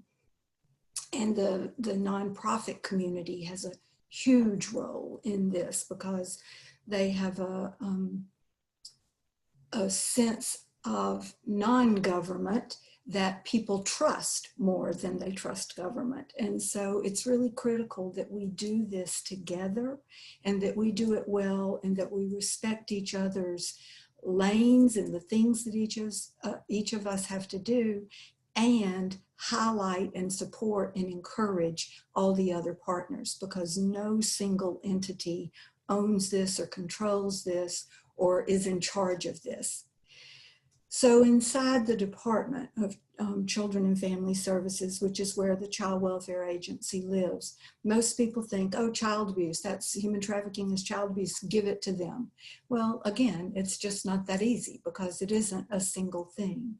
But we do have a role, and so inside the agency, we collect data, we write reports, we investigate the abuse if it's by the parent or the caregiver. We work with law enforcement hand in hand. We do trainings across all spectrums and all the collaborative partners. We develop tools to be used. But the biggest thing we do is work in partnership with all the other people at the table. And that is the most critical role that each of us has. The data in Louisiana shows us that there was a 25% increase from 2018 to 2019 in the number of victims that we had. We do collect data from a lot of different agencies and produce a report every year about that data. We know that not everybody reports, and so the data that we have is low, but it does show that we had 927 victims last year, and that more than half of them were juveniles, and that 102 of them were under age 12, which is really terrifying when you start thinking about the little bitty children that are being impacted by this, because as Deputy Director Wolf said, this is something that is with you for life. And the earlier, if we can prevent it, that's number one. And if we can intervene quickly, then that's better. We have developed some protocols and some screening tools in partnership with all the people that I mentioned, law enforcement, human trafficking victims that are survivors, that helped us really dig into this and say, that's not right language, or I would never answer that question if you ask me that way. You really need to say it like this. So we developed screening protocols and tools that law enforcement can use, that we use internally with all of our child abuse investigations, that we can use with our multidisciplinary teams, that our courts are now using, that our nonprofit partners, we all got together and agreed on a tool that everybody had input into, and then we said, okay, this is the one that we're going to use. So we're doing that internally in the foster care program and the family services program, which is our earliest intervention. We have a screening tool that includes a medical model that we can really dig in as we're doing the child abuse investigation. We have recently raised the age of foster care in Louisiana from 18 to 21. So we worked with state police to really make sure that we were watching those youth that are in that extended foster care program, and making sure that if we have any of them that are suspected of traffic, that we have the right tool to use with them.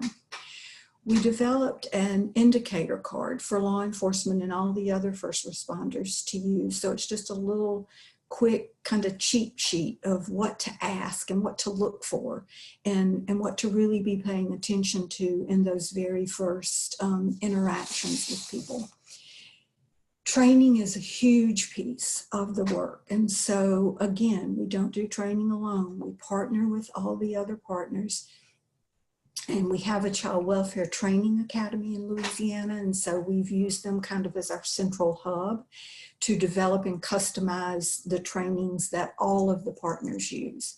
So we have in-depth training for caregivers, for our foster parents, for our case managers, for our child welfare investigators, for law enforcement, for the nonprofits that we're working with, so that everybody's hearing and seeing the same thing and understanding this in the same way, because that's really important, that we're all speaking the same language, that we're using the right terminology, that we're being respectful, that we're understanding protocols that look the same, so that the trauma isn't multiplied as these victims and survivors have to kind of move through the complicated web of services. And I've used the word partner a lot, and that's intentional. Again, this is not a single entity. It does not belong to government. It does not belong to any particular agency in government. And so for all of you First Ladies on the, in this, I really encourage you to make sure that all of your departments are working together. The Highway Department has a huge role in this. The state troopers do, the local law enforcement jurisdictions do, behavioral health does, the medical profession does, the child welfare department does. We all have to work together and be a unified front. And so those partnerships, and especially with the nonprofits, I'm really excited to learn more about what you're doing in Georgia around your GRACE work there. We've looked a lot at Texas and some other models, but I'm very anxious for COVID to be over so I can come up there and check out what y'all are doing.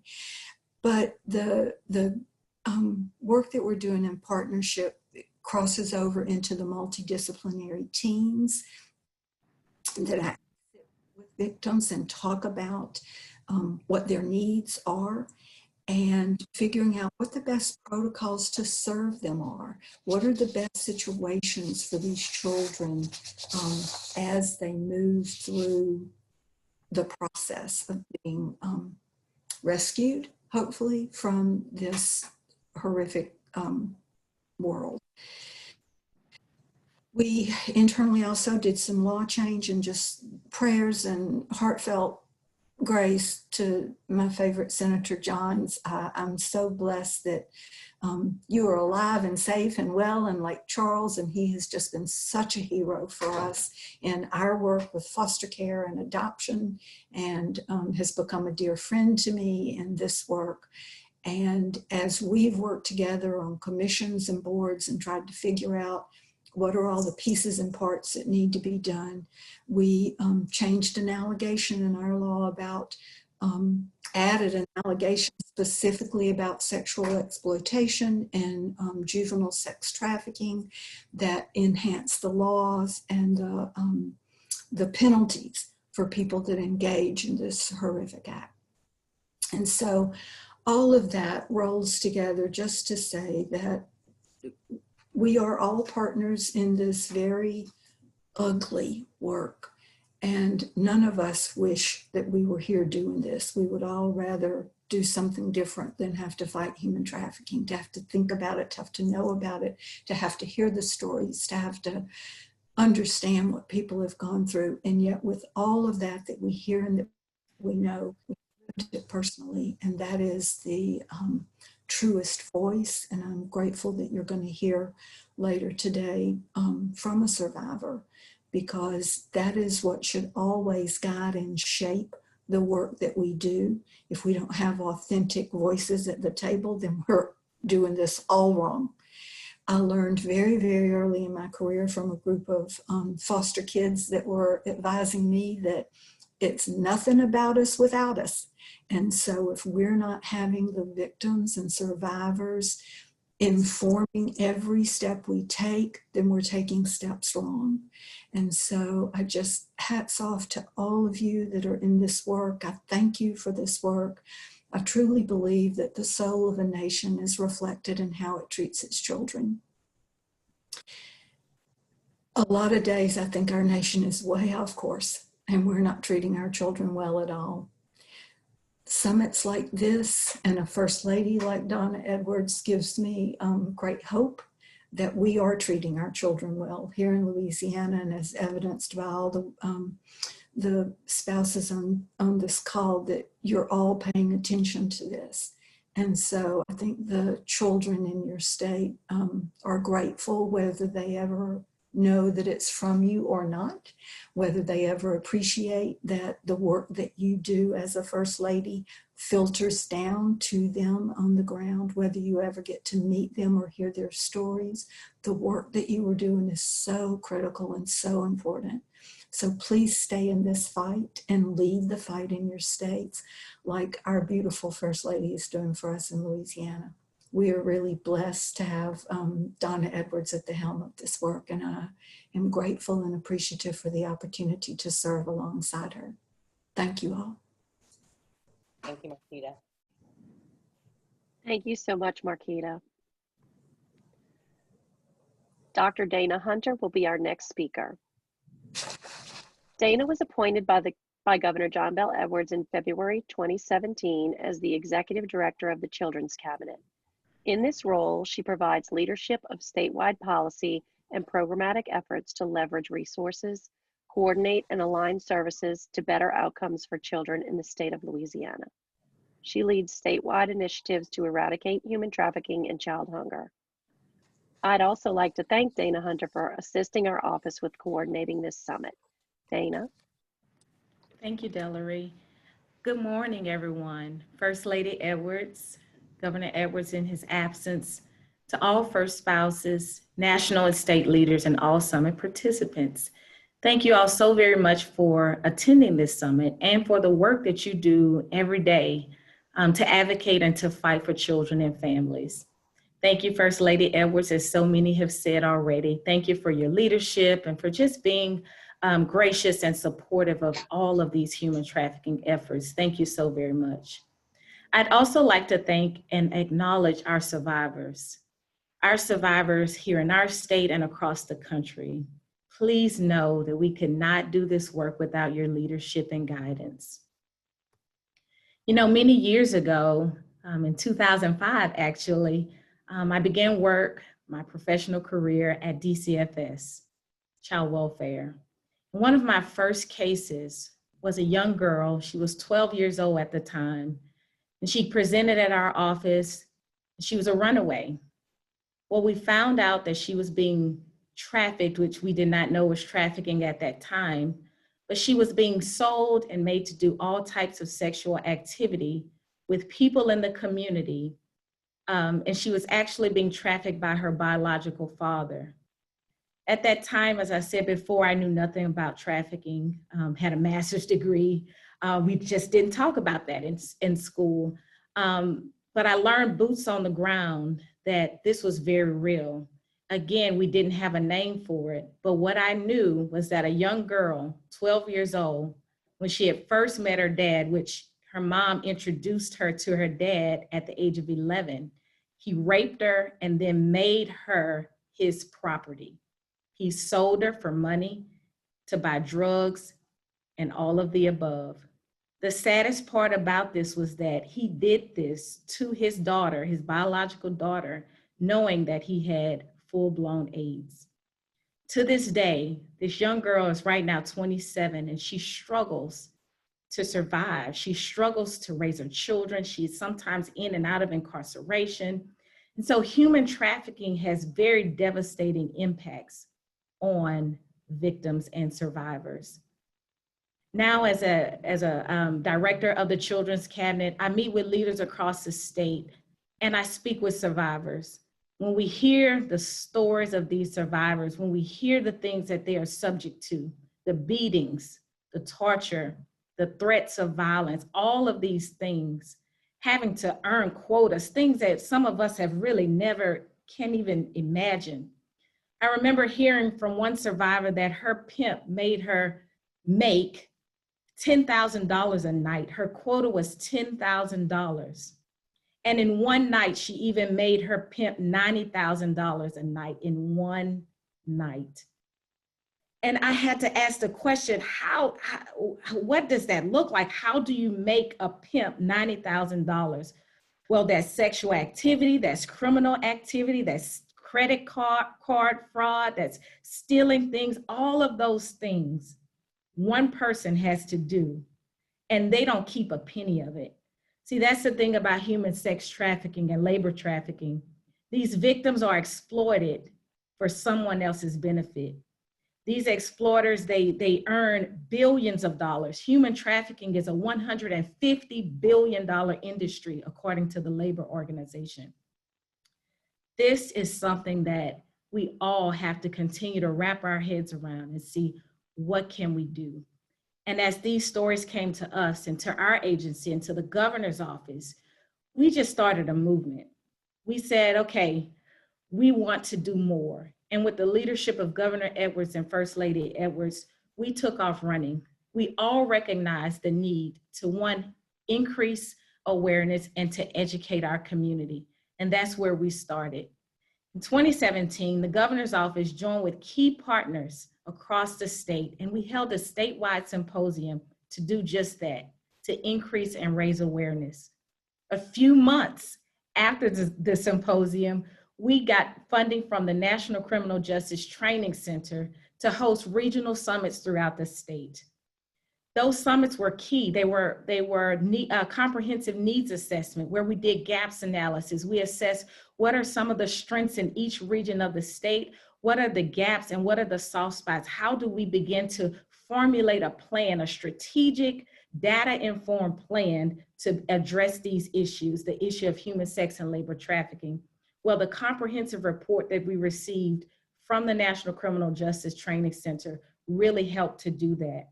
Also in 2017, legislation was passed, as Senator Johns mentioned, to create the Human Trafficking Prevention Commission and Advisory Board. And that body has been very instrumental in the work that we do as well. In May of 2019, Governor John Bell and First Lady Donna, they were instrumental in having a global summit here in our state. They also hosted several other summits at the mansion. Then as people say, as God would have it, in October of 2019, because we really needed funding. We had a lot of information. We had been planning and data gathering, but what do we do now? Now that we kind of know some of the areas that we can address, now we need funds. Well, again, as I said, as God would have it, the U.S. Department of Justice issued a funding announcement, and we went for it. In October of 2019, I'm pleased to say, as Director Wolf mentioned, and thank you so very much, Director Wolf, in October 2018, Louisiana was awarded a U.S. Department of Justice Office for Victims of Crime Improving Outcomes Grant to improve outcomes of human sex trafficking for juvenile victims of sex and labor trafficking. In January of 2020, the Louisiana Governor's Office, in collaboration with the Louisiana Alliance of Child Advocacy Centers, our Department of Children and Family Services, thank you, Secretary Walters, ATC, many of the agencies that you will hear from today, we really brought every key agency to the table and said, look, let's do this. Let's work together, because as Secretary Walters said, no agency can do this alone. So we brought together the key agencies, we formulated a plan, and we launched in January of 2020. Our project is called the Louisiana Child and Youth Trafficking Collaborative. The collaborative, as we call it, is just that. It's all about three words: collaboration, collaboration, and again, collaboration. Our collaborative has 4 key objectives. One, we wanted to increase public awareness and education. How did we go about doing this? We have hired 8 regional coordinators across the state. Their role is training, advocacy, and coordination of services through a multidisciplinary team approach. We worked with state experts, national experts to develop a standardized training curriculum that the coordinators and other trainers can use statewide. We're also partnering with our Department of Children and Family Services, who already had an online training curriculum. And so again, it's about pulling together resources. Since January of 2020, the regional coordinators have attended more than 281 trainings, diving in, getting what they need, and they have been trained on the statewide curriculum. They are right now getting ready to, they're developing a strategic plan to go throughout the communities and to really do intensive training to providers in their communities. Our second goal was to improve victim identification. We've partnered with the West Coast Children's Clinic to train providers on implementing a best practice screening tool called the SEE-IT, the Child Sexual Exploitation Identification Tool.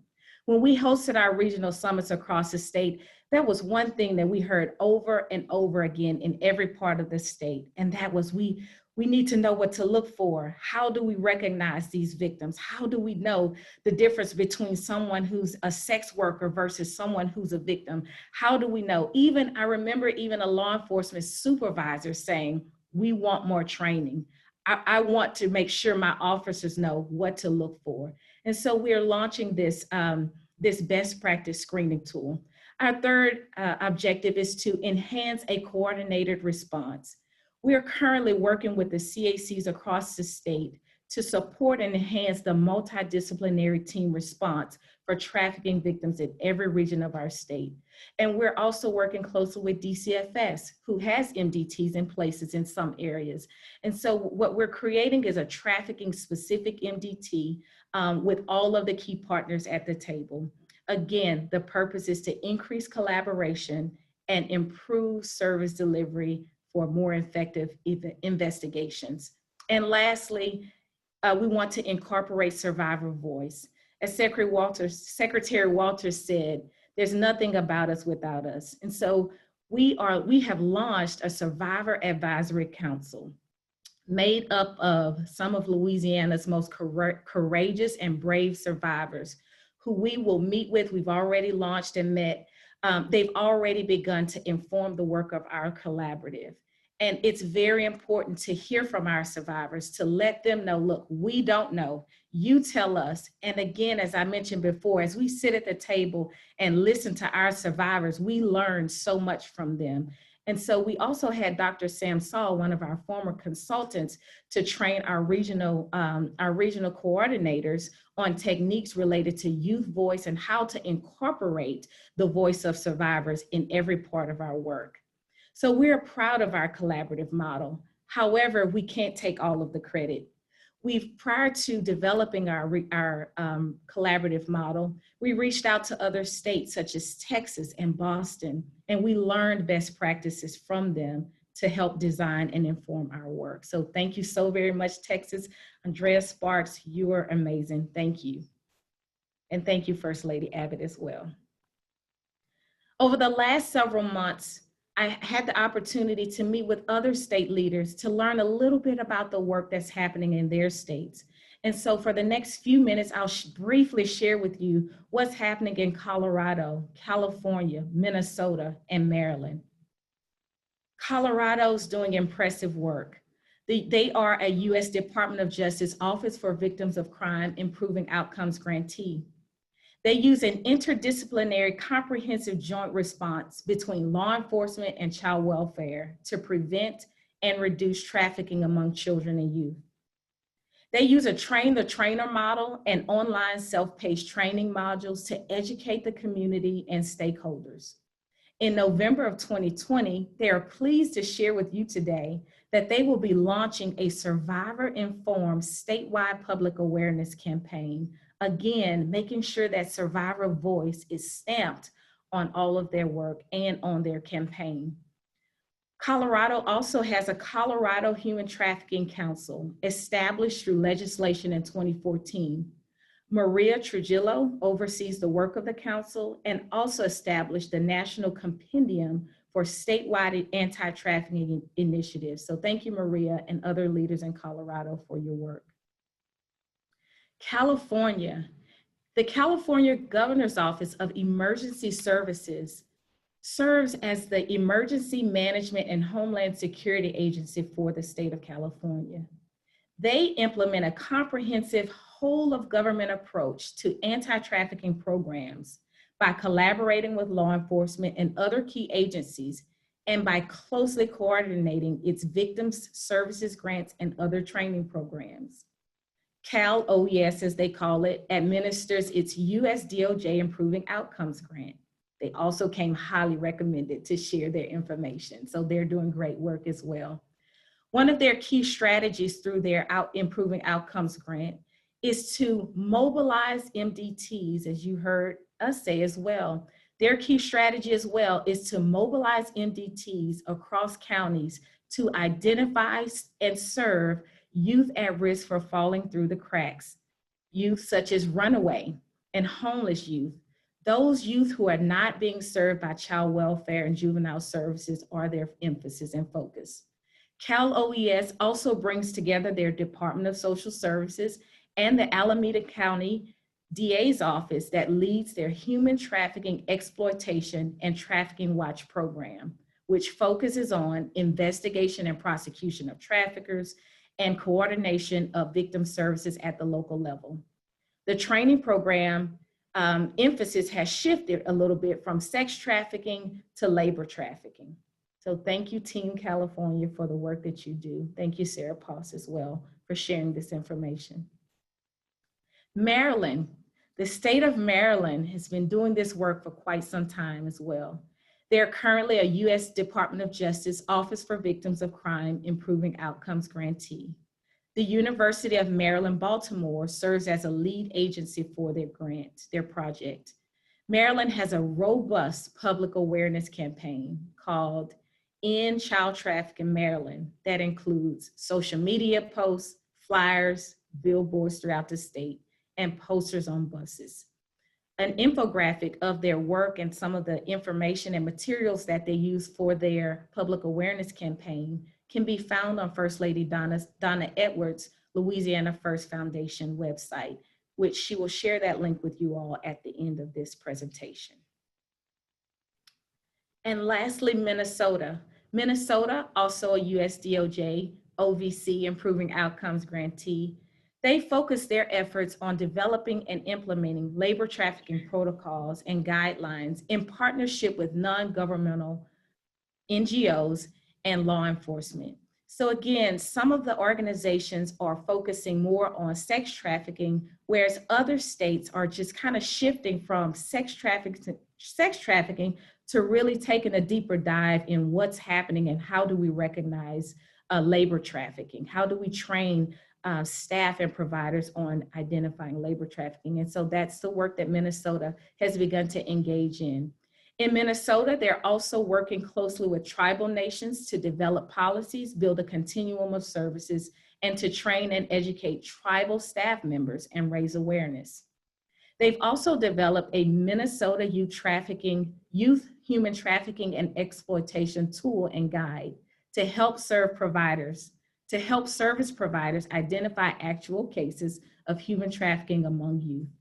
The questions on their tool are specifically designed according to the human trafficking laws of their state.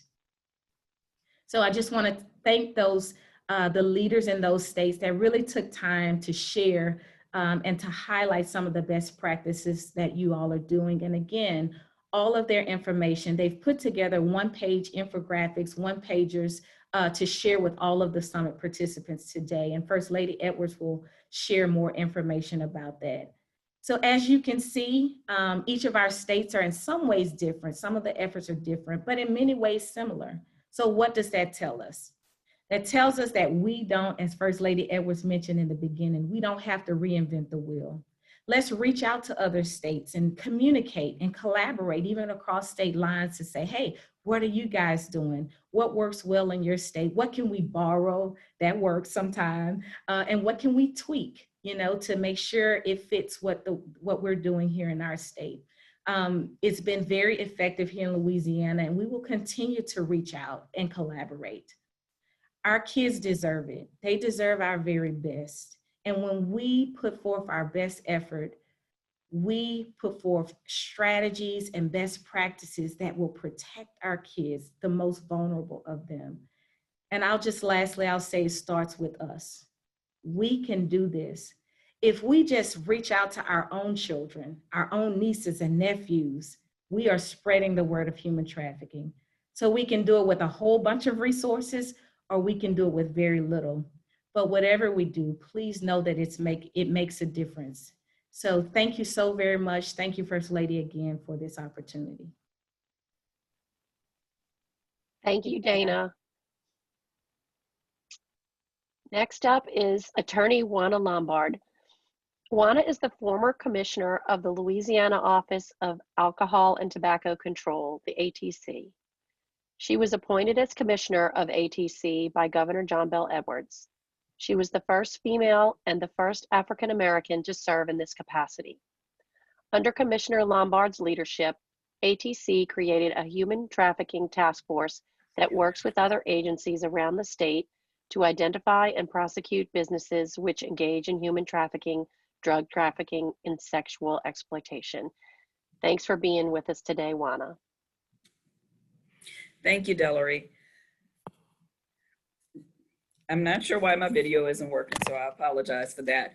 But I would like to thank the First Lady for hosting this seminar, and I'd like to thank all of the other First Ladies and everyone else that is on this call today for participating. Human trafficking is such a prevalent problem.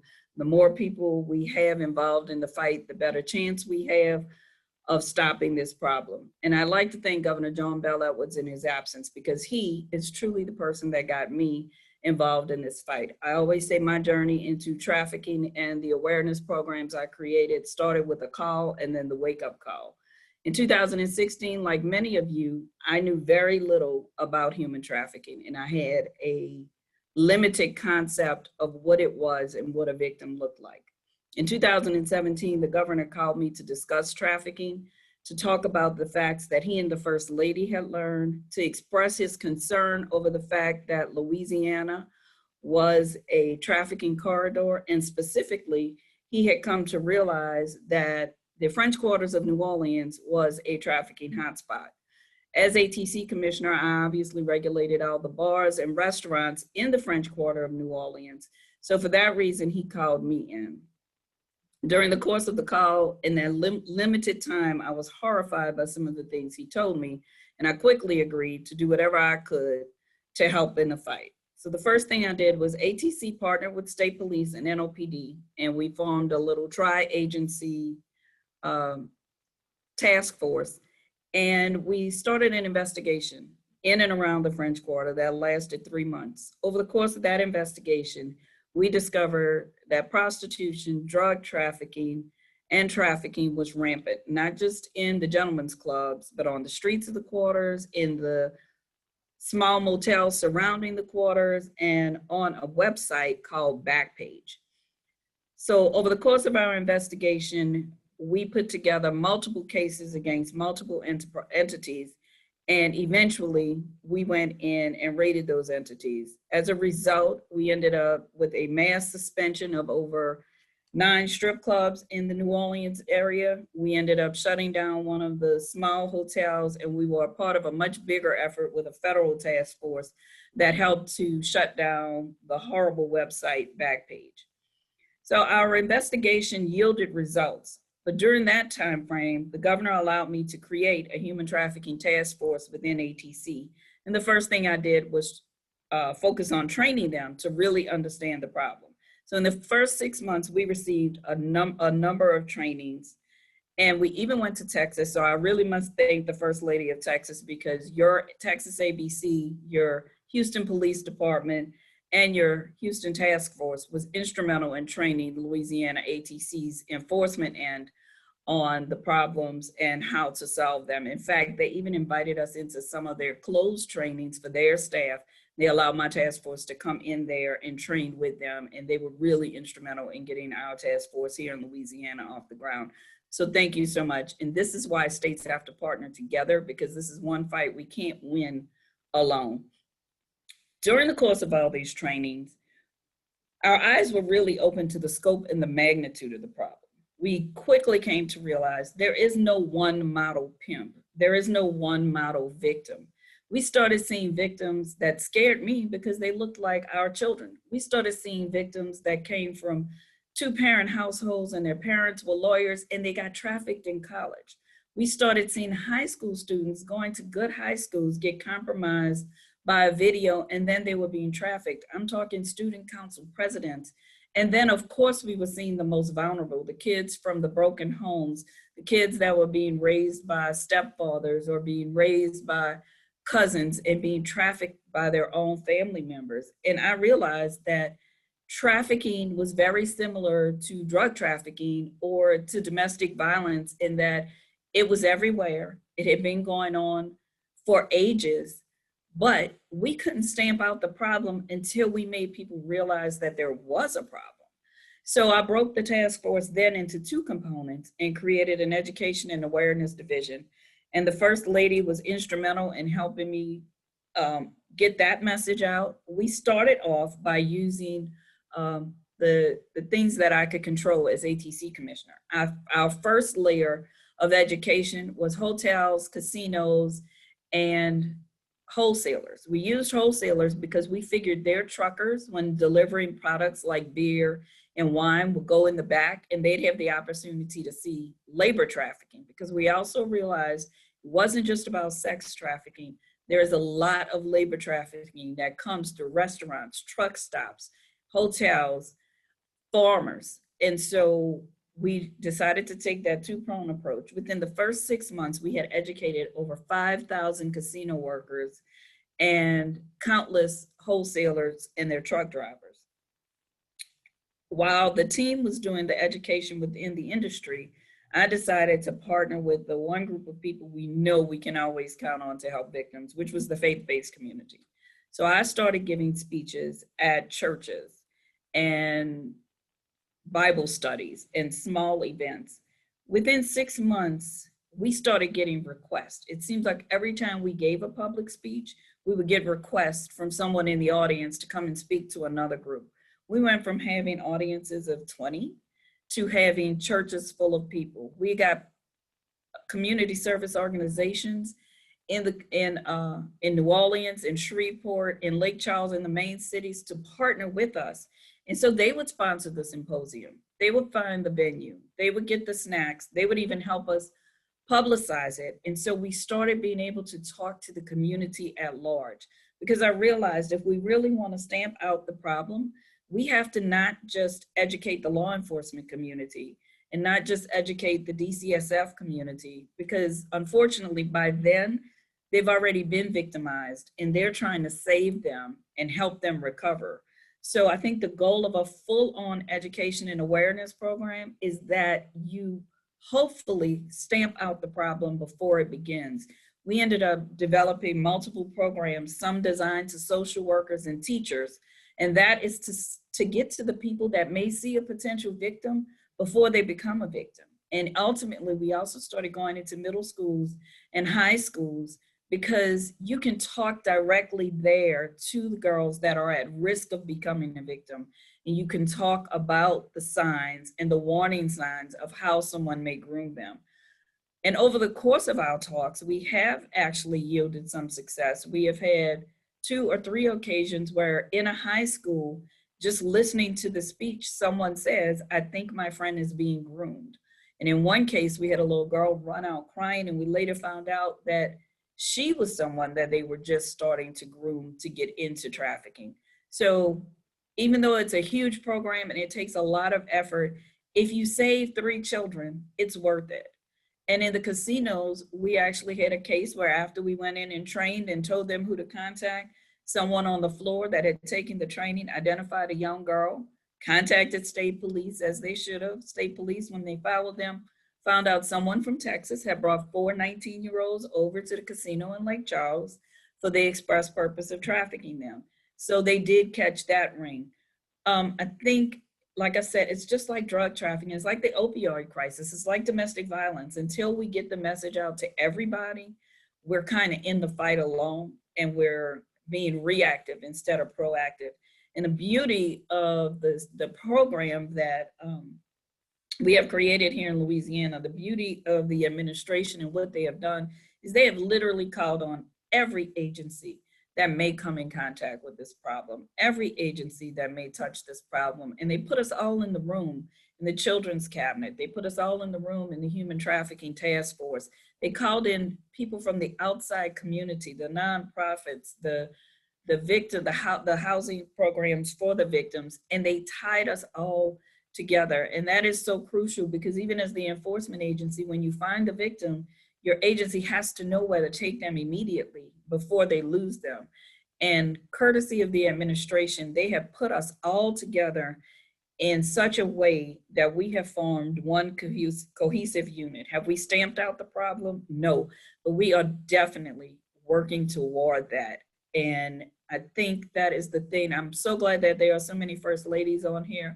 I am hoping that you are all ready to join the fight. I have talked to so many of your ATC and ABC commissioners, because in addition to doing the speeches around the state, I actually started talking around the country. Because of my work, I was invited to multiple national alcohol conferences where I could go and talk to all of my counterparts and explain to them, guys, we have a place in this fight, even though you don't think we do. And I can talk to them about the labor trafficking, which I know Tennessee found a number of labor trafficking cases through it. I want to say through an audit, but it opened their eyes to what was going on there. And the other thing is, some of you may think that your state does not have a huge problem, and you may not have a day-to-day problem like the Louisianas and the Texas and the Floridas, where we're in the Georgias, where we're a corridor. But you do, if you have big events, you have a problem, because the one thing you have to know is traffickers move their victims to follow the big events. Over the course of doing this, I learned that there are rings that move from Atlanta to New Orleans to Houston to Tennessee. They follow the Sugar Bowl and the Super Bowl and the SEC Championship and the NBA All-Star Game. They put these girls on buses, 10, 15, 20 of them at a time, and they move them from location to location. And it kills me, because before I had this job, I was a magistrate commissioner in criminal court, and I always thought prostitution was a victimless crime. I did not know anything about trafficking, and I thought I was doing these girls a favor by letting them out without a bond, without ever realizing that I was just turning them back over to their pimps. But always trust your gut, because it used to bother me when I was on the bench and I would see these girls from Tennessee come in for Sugar Bowl, and I was like, why are all these out of town prostitutes here? Why are all these girls coming here? And I knew they were following the big events. What I didn't know was that they weren't willingly following the big events, and that they were being controlled by pimps. And in some of the strip clubs, we found out the strip clubs were doing it. They were paying the managers, $200, and they were giving them a bottle of cheap champagne and condoms and sending them up to the VIP room. I'm very proud to say that the enforcement division closed 4 of those type strip clubs. But I think we just have to partner together. We have to pull all the agencies in. A lot of people don't think that, say, an ATC should be involved, but believe me, we have the pulse on the clubs that could very well be the trafficking options. We have the pulse of the restaurants that could very well be labor trafficking. And most importantly, most alcohol divisions have a program already in schools, similar to the DARE program, to talk about the dangers of drinking and smoking and vaping. And it is so easy to incorporate the warnings of signs of human trafficking into that already established program.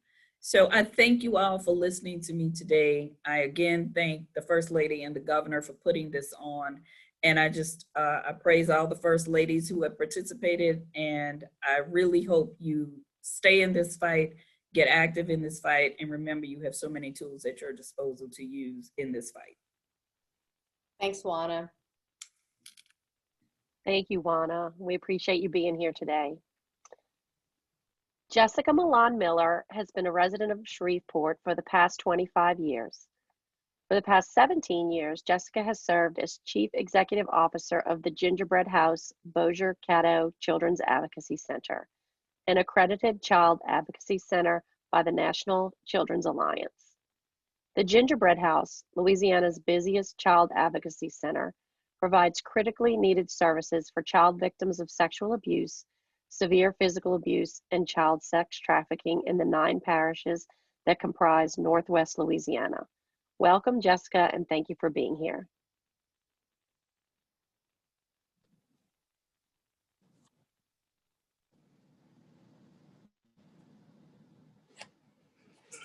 Hello, everyone. I'm so honored to be here with you today. I have to start off by thanking Louisiana Governor John Bel Edwards and First Lady Donna Edwards for really bringing to our state's priorities the issue of human trafficking. I truly believe that the highest measure of a good leader is the amount with which, the amount of grace and heart and compassion with which they handle the issues that are entrusted to them. And by that measure alone, First Lady Donna Edwards has been the epitome of grace and just honest leadership on this issue. And so how did a little children's advocacy such as the Gingerbread House really become involved on a national level with the issue of sex trafficking and with a robust education program to hopefully identify victims that are suffering in silence and to rescue them? I'd like to share a little bit of that story with you today and to be respectful of our time frame as well. And so the Gingerbread House has been in existence for 22 years, and I've been privileged to be the director for of those 22 years. We serve approximately 900 victims, newly identified victims every single year, victims of child abuse, physical abuse, and sex trafficking. We happen to have the busiest caseload out of the 15 center state. And on our prevention side, we work with over 30,000 children and adults annually. And so how did all of this come about? I often think back to 2005, which was probably my biggest introduction to human trafficking. And it happened at the hands of a little 6-year-old girl. I'm going to call her Annie today to protect her identity. I remember it was a Friday in December when Annie came to our Children's Advocacy Center, and immediately she hid underneath a wooden bench that we had in our living room and refused to talk to anyone. I had we had some blankets, and I thought, blankets always bring comfort to adults and to children, and so why not? And so we wrapped a little blanket around her, and I sat on the floor next to her. Annie did not speak to anybody at the time. She looked down. She would barely acknowledge anyone at all. And so what I found later from our team was that Annie had been removed in the middle of the night from her home, and she was currently in the custody of the state with the Department of Children and Family Services. What I did not realize until later, which at the time I knew we would not be going forward with a forensic interview. Annie was not in a psychological state or even a physical state to go through that process at the moment. But what I found out a little bit later through talking with our team was Annie had not only been removed in the middle of the night, as traumatic as that could be for a young child, but she had been homeless, and she had been living in a car with her mom and her 4-year-old sister and her 1-year-old brother. All 3 of them had been homeless for approximately 6 to 7 months, was the estimate we were given. Annie's mom was drug addicted and had such a serious problem that she had run out of every material possession that she had that she could sell to continue her drug habit. And so the next thing that she thought of was her children. And she immediately began selling Annie. She was trafficking her own 6-year-old daughter out of her car for $10 a piece to countless men for a period of about 5 months. And I still get choked up, even though it's been 15 years since I met Annie, just thinking about that, from the perspective of being a woman, a mother, and a professional in this field. Just the horrific thought of a 6-year-old child, a first grader, being trafficked out of a car to countless men for 5 months for $10 a piece by her mother. And so as horrific as that is, and it puts a lump in my throat, I think that the biggest lesson that I learned from Annie that day, or later on as I learned more about her, and forgive me for getting choked up again, but every single time that it was her 4-year-old sister's turn to be raped and assaulted, Annie volunteered herself.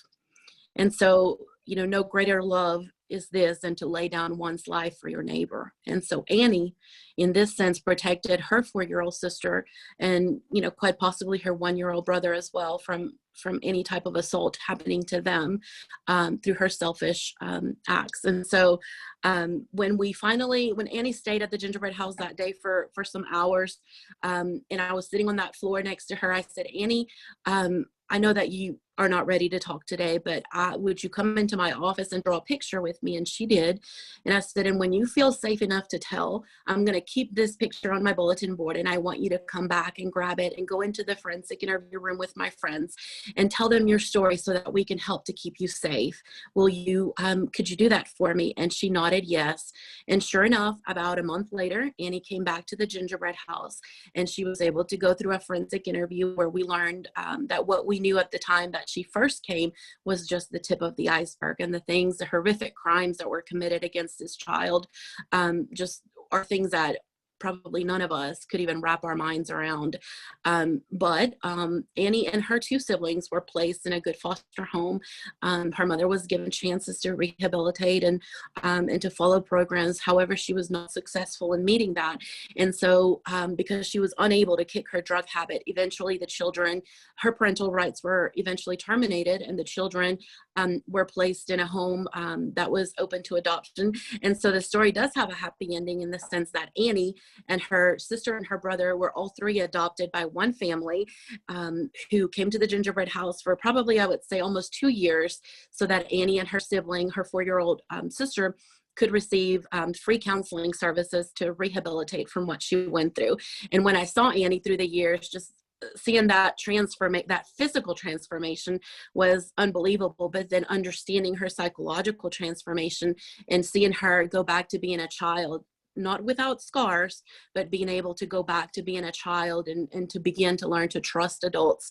It was just amazing. And it's really the fire that just became something in me at that point. And I remember when I told Annie, when you're ready to tell and you get the picture, at the same time, I made a silent promise to myself. And I said, so long as God gives me a voice and the ability to communicate, I'm going to fight this fight for children like Annie and so many others. And so this was back in 2005, and human trafficking was probably not even on the radar of many people.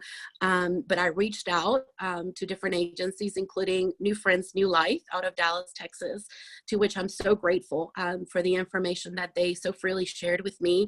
Infographics and just different things that they were so willing to collaborate. And I think that's key, collaboration.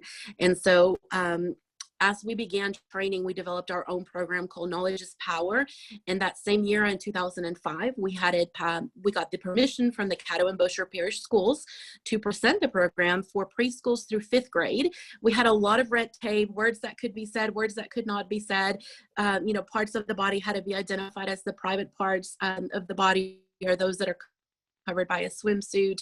This was not sex ed, this was body safety, but we just launched that program, that initiative, knowing that 2 goals needed to be pursued. Number 1, we wanted to reach children before anything had happened to them. And number 2, we wanted to reach children who were suffering silently by giving them a voice and by helping them understand that there were others in the community willing to help them.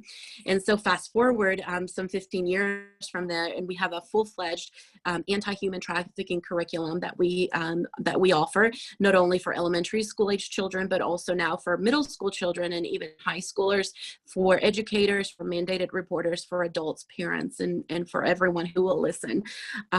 We have since become a licensed facilitator of a great program that I'd like to share with you called Love 146, not a number, and it is a human trafficking prevention program for youth ages 12 to 18. It is a 5-week module that we offer, and that program helps youth understand and identify vulnerabilities and how to use protective factors to keep themselves from falling prey to a lifestyle of trafficking. And so we've had great success with that particular program. Again, on an annual basis, we are reaching over 30,000 children and adults with our curriculum. And so, but that's just tip of the iceberg. We work with all of the centers in the state of Louisiana. I think it's important for everybody to understand that no agency can work in a silos. You have to work with multidisciplinary teams and with other partners in the community to be successful. Egos need to be set aside for the benefit of those who are suffering. And that's what we have been able to do. We have great local partners. We work, I think that it's, for me, the continuum needs to go from preventing abuse to identifying victims, giving them a voice, and rehabilitating victims to mentoring them to success. We cannot drop any single piece of that puzzle. And so we've been very grateful to have great partners, such as Purchase, our local mentoring program for trafficking victims, and program, to our community response team, to our 15 children's advocacy centers in Louisiana, to our state government and beyond, who have just been instrumental in pushing this initiative forward and making a difference. So I'll leave you with this. I'll wrap up some of my comments with this. I think that everything that we do needs to be victim informed, and our best teachers are often our youngest clients. And so every single case that we have had, sometimes we study them at length just to learn and to understand the psychological coercion that happens with victims, as young as, little bitties. But we had a 15-year-old human trafficking survivor who's currently in our program, who gave us this statement that has really shaped our entire team. She said, since I have had services from the Gingerbread House, my life has improved because instead of choices being made for me, they are being made with me. And that makes all the difference. Last year, we served 49 victims of trafficking, 10 confirmed and 39 at risk, from the ages of 5 to 17, 46 females and 3 males. And every single one of them has taught us something that we will take forward to hopefully prevent this from happening to anyone else again. And so that's our goal, ultimately, to take victims not only from being victims to go through that journey to become survivors, but to become thriving survivors, to remind children, they can never be reminded too many times, that they are not defined by what has happened to them. They can go on to become happy and healthy individuals who can share their talents with the world. And so I thank you so much for the opportunity to share with you today. I want to thank First Lady Donna Edwards again for visiting our center and so many other centers in the state, and for leading with compassion and with heart.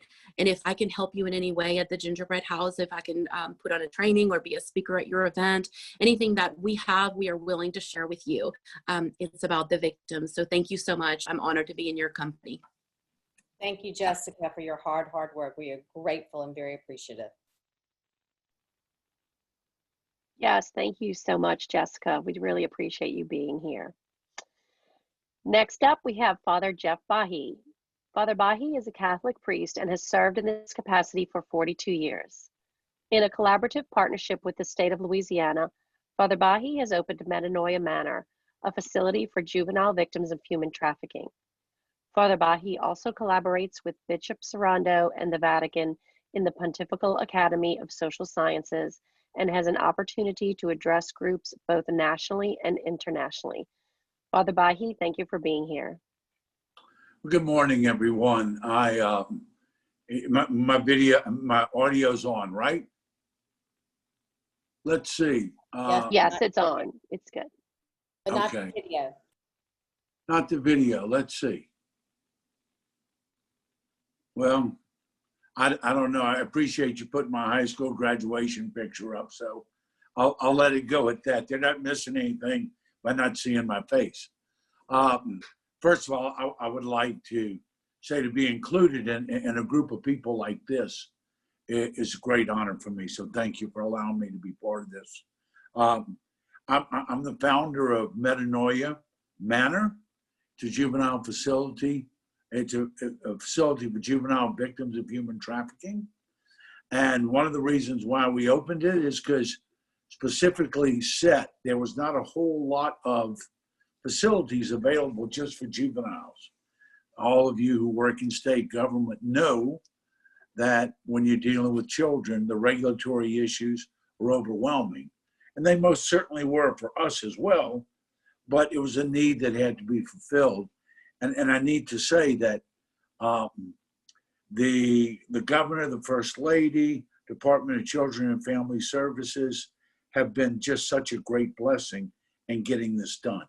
And I know we've all giving everyone a whole bunch of compliments. But what I want everyone to know is that the state has been so very important. I was first introduced to human trafficking in 2001, and in doing so, I became painfully aware of something I had no idea actually existed. And with that in mind, once you meet a victim, for me, there's no turning back. When you sit down with a child and hear what's happened to them, you can't say, "Oh, I'm so sorry. I hope somebody helps you." You got to step up. And that was my experience after having met a nun by the name of Sister Eugenia Bonetti. And I was instrumental in opening up shelters in Lagos, Nigeria, and in Tuno, Italy.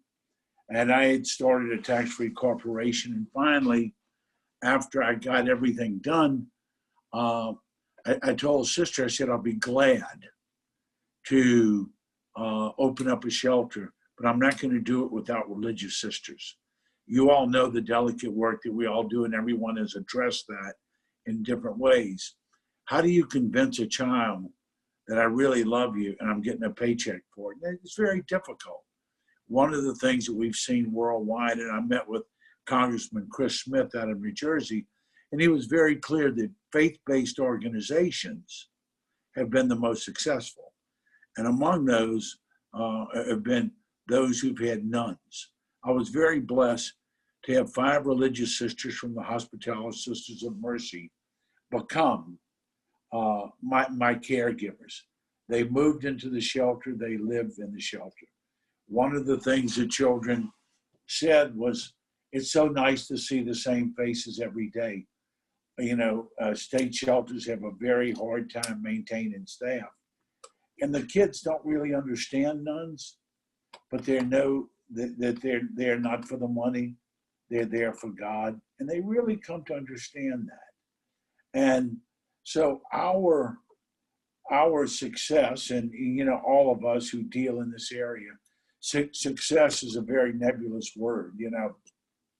Who's really a great success? Well, we're all trying, but none of us can say, we've got the solution. But a large part of our success comes from the presence of the religious sisters. The presence of the religious sisters have been a great blessing. And we found very early on that and someone said earlier, it takes a village. It really takes everybody. We've been very blessed to have, first of all, the governor's office in the state, DCFS. We've had the judiciary. We've been very blessed to have law enforcement support and leadership. The legislature, Senator Ronnie Johns. We've gathered everybody. And it has been so important. Obviously, dealing with juveniles, we've got a custodial issue. And so obviously we can't take custody of children. DCFS sends children to us, Children's Hospital out of New Orleans, Office of Juvenile Justice, and some private placements by the FBI have all been part of the placement of our children. In the last 2 years, we've had in-house now 42 children. And it's been a tremendous opportunity. But one of the things that I've done, and as I speak about this, especially people who are heads of state, governors and bishops and people I've spoken to in the Catholic world, they say, that's great, but how do we get nuns to staff our shelters? I'm very happy to announce today for any of the governor's offices or any of the dioceses that I've been able to enlist the help of 28 religious sisters from around the world who are coming here to Louisiana in January of 2021, and they are going to be trained in order to serve throughout the U.S. So if any of the dioceses, the governor's office have a desire to have religious sisters work in their facility. We're going to train them. We're going to do an internship with them. And then from there, we will be able, by the, hello, excuse me? Disconnect from the other one. Someone's talking. You mute yourself, Dana. Am I? Okay. I'm very happy to say, all right, am I doing something wrong here? No, you're fine. I apologize. We had an interruption. I'm sorry, okay. But so by the summer of 2021, we will have 28 religious sisters to be assigned throughout the U.S. to help in this work of rescue. They bring a great gift of consistency. They bring somewhat of a higher calling to the work. And so I would love to hear from you all once this is over. Bill Wolf, thank you for being here. I met you at the White House. I texted Katie Sullivan, asked you to give me a call after this conference is over. But it's been a wonderful partnership. No one can do it alone. And the other thing that I would like to really stress and emphasize, and a lot of people have talked about this, how do we get the word out? As a Catholic priest, as a minister of the gospel, I think one of the best ways we can do this is as a minister of the gospel. Talking to, and Father Chuck Swanson, who's my partner, who works with me, we've developed a program called Sacred Activism, available to train clergy, to bring it to the pulpit, get the word out. And the other thing that we've done, and it was one of the first statements, was we don't need to reinvent the wheel. We have partnered with the state of Texas, Judge Ted Poe, who's on this call, a very good friend. We work together. I act as his translator since he's from Texas. But anyway, Judge Poe, Andrea Sparks, Ronnie Johns, myself, and Father Chuck.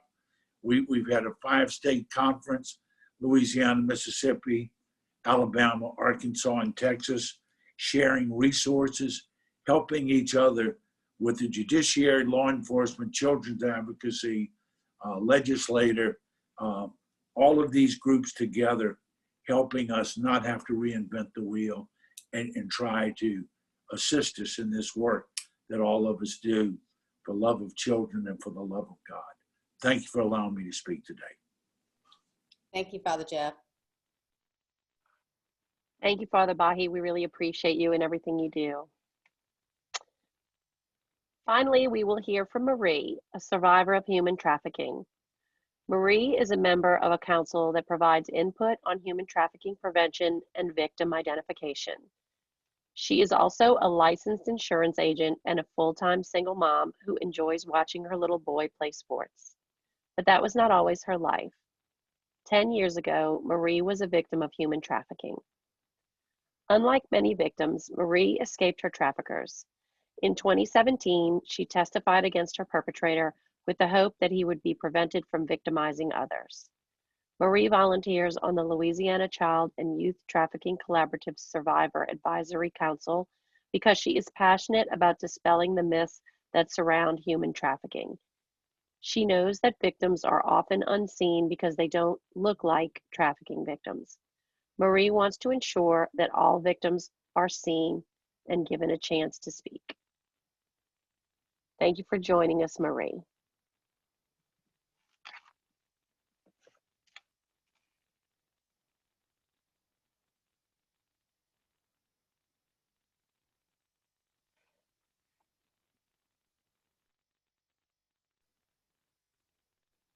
Everybody could just hang on 1 second. Marie's having a little difficulty. Well, I'll just interject while we're waiting on Marie. We have heard some amazing content this morning and this afternoon from many of you. And I hope that some of what you're hearing will ignite a flame within you to say, what can I do? What can I do? Because we all have been in that place before. Everybody on this call, speaks of what can I do. And so whether it's leveraging the leadership role of a first spouse, whether it's in the faith-based, in an organization, is like everybody has repeated this morning, we cannot do it in silos. We cannot do it by ourselves. We have to have everybody working together. Can imagine the agencies that are involved in one case. I had no idea. And so I'm just thankful for all the speakers thus far this morning who have really educated us and really brought to life, bring in a lot of the issues that they deal with on a day-to-day basis. So Dell, are you gonna, is she on, or she must be working with Marie? We're trying to get her back on. Okay. Just give us 1 minute. We'll Just let tell you me know. when. I'm going to do a little recap as we go. Yeah, One absolutely. of the things I wanted to bring up, what Secretary Marquita Walters was talking about, the increase in educating others on human trafficking. You know, one of the things that happened in our state is that the numbers of trafficked victims went up. And people would think, oh, you're not doing a great job. But what was happening is we were doing a better job in educating the law enforcement, educating hospitality industry, using ATC to really work in these areas. And so, for instance, when a child was picked up on the streets, instead of the first thought was, is this just a juvenile delinquent?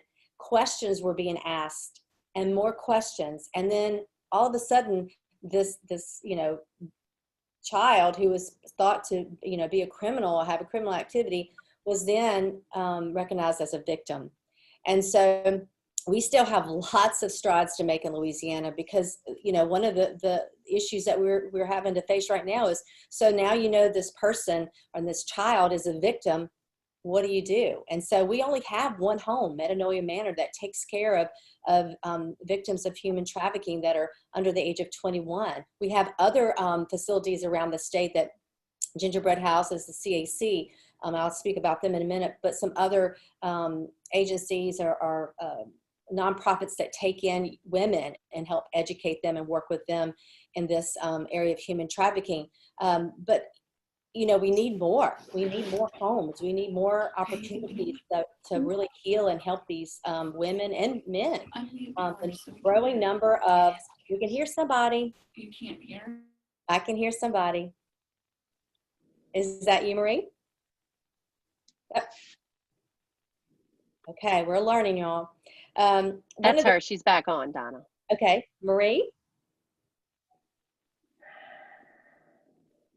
Marie, are you there? We're waiting. So it's one of the things that Dr. Hunter said was, about the different agencies that we had around the state. The idea is divide and then conquer. And so if you divide your state into the districts and areas, and then you go and you invite everybody in that district, in that area, who are dealing with human trafficking, and you talk about best practices, then you can share. And that's what we've been able to do through summits, is to bring all of those people together and then move whatever they're doing in the different areas across the entire state. And so we've been able to accomplish a lot by doing that. I'm glad someone mentioned labor trafficking. That was another area I'm thinking, that doesn't happen in Louisiana. Are you kidding me? Our businesses do that. And so that was an awakening. Another, you mentioned Colorado. I know Dr. Hunter mentioned Colorado. The first gentleman of Colorado actually contacted us, and I was able to speak to him earlier a couple of weeks ago about this work, and he was unable to join. One of the other things that was mentioned today, I just write this down because it's a word that I wasn't familiar with, is grooming. I wasn't familiar with that grooming process and what that looked like. And to hear some real stories of young girls from great families and from great schools, and how the internet groomed these girls over time, 6 months to a year, groomed them and got to be their friends. And all of a sudden this Facebook friend took advantage of this young girl, and she literally disappeared for 8 days. But her family had enough financial resources that they were able to hire all the right people to go and rescue this young girl. And you can't imagine what was done to her. So we just hear more and more stories about that. So Marie, are you on? Can't hear you. You're still muted. Oh, I am. Okay, thank you, Marie. Good morning, everyone. My name is Marie. I am a member of the Louisiana Survivor Advisory Council. I do want to start by thanking Governor John Bel Edwards and the First Lady, Miss Edwards, for allowing me to be here today to share my story with you guys. Just a little bit about myself. I got into the life whenever I was 18 years old. I was a single mother. I was confronted by my trafficker. I was manipulated into thinking that I could make all this money, be a part of the music industry, and that I would never have to perform any sexual acts or anything like that. It wasn't long after I realized that it was a lie, that was absolutely not the case, the furthest thing from the truth. So, after being manipulated by him, I knew, and finding out that it was lies, I knew that I had to do whatever I could to get away from him and to get back to my son. And, in his eyes, I was no longer a part of society. I belonged to him. I was no longer a citizen. So he made me believe that I couldn't just leave, that I would never be accepted in society, because I was no longer a part of that. I was no longer a citizen. So I left. I did end up escaping him. I escaped my trafficker, and then I was then kidnapped by another trafficker, because again, in their eyes, you're not allowed to leave the life. You're not allowed to escape the life. You are a part of the life, and that's just the way that it was.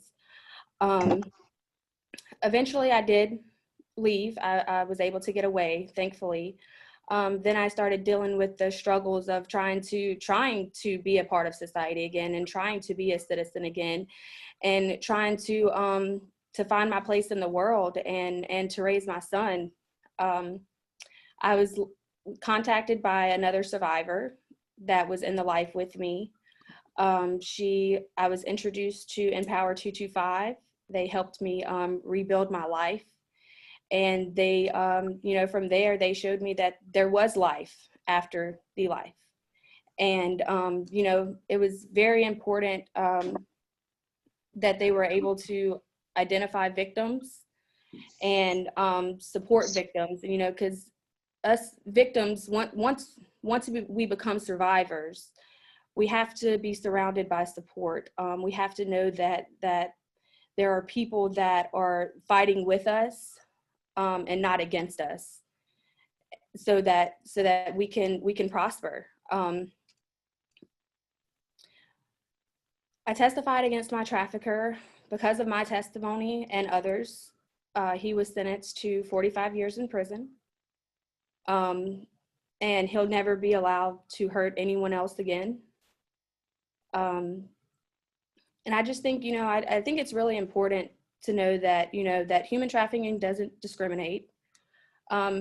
Anyone from any walk of life can be a target. And it doesn't necessarily, it's not someone who just had a bad life. I, for one, I didn't have a hard life growing up. I was a mom at a young age. But other than that, it's not something that, I didn't deal with many struggles growing up in life. So I don't want anyone to ever think that it's just, people who live in poverty or, things like that.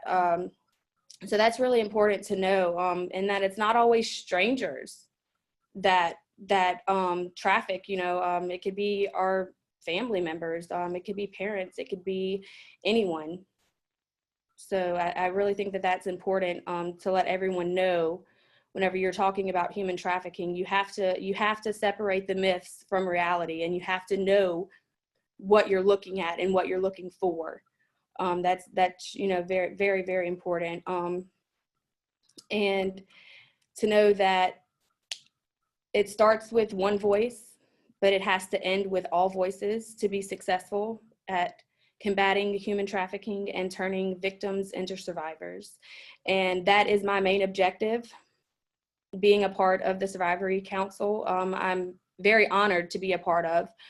And I really, really appreciate y'all allowing me to be here today to tell my story. It's definitely an honor because this is what I want to do. I want to tell my story. I want to be able to inform people and educate people on the life, and so that we can get as many survivors as we can and save as many people as we can. We have to save our children because they're the ones that are more vulnerable to this.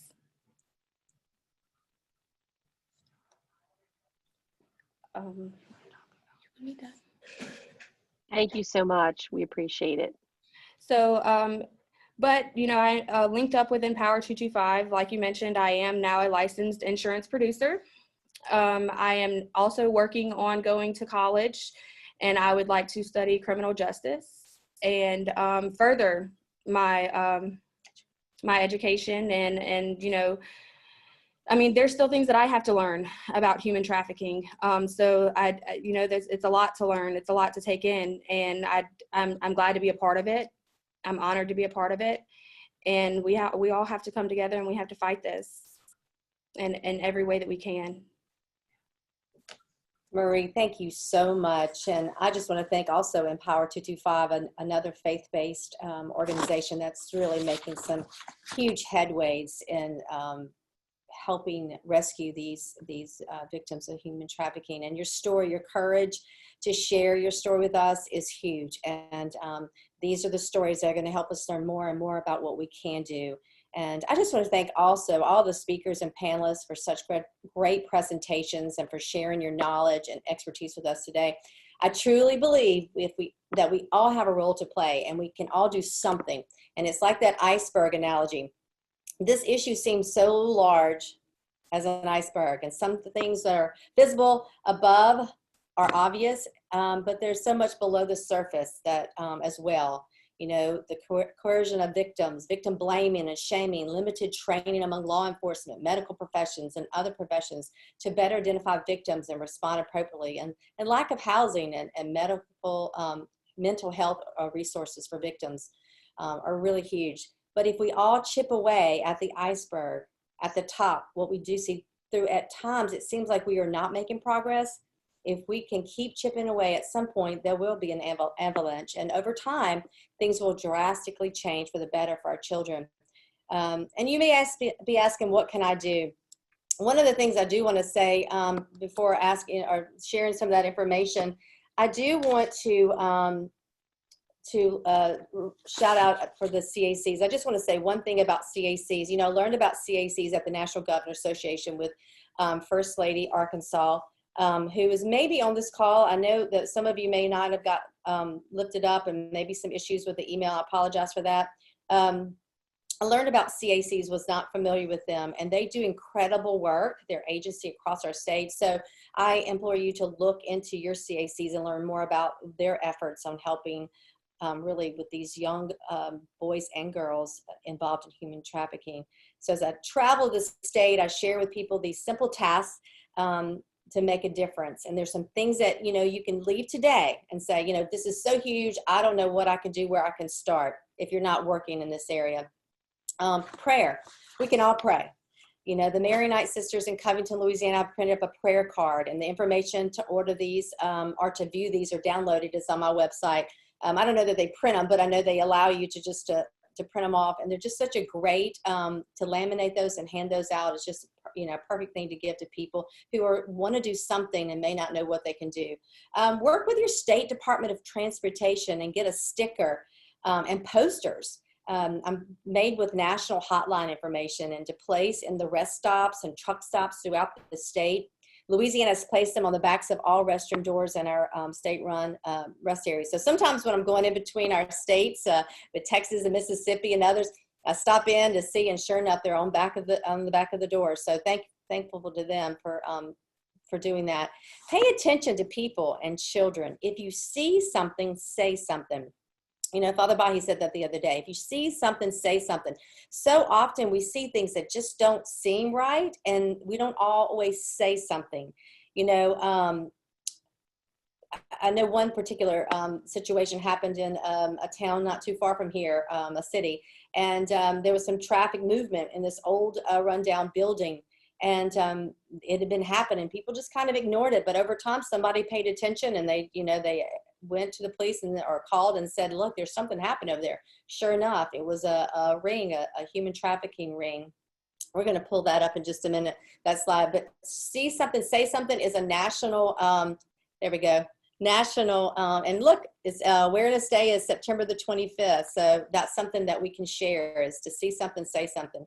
Begin conversations with family, friends, and school leaders about pornography and how this amplified, is being amplified during the pandemic when it is available on all devices. This is a huge issue that we all can talk to family members about.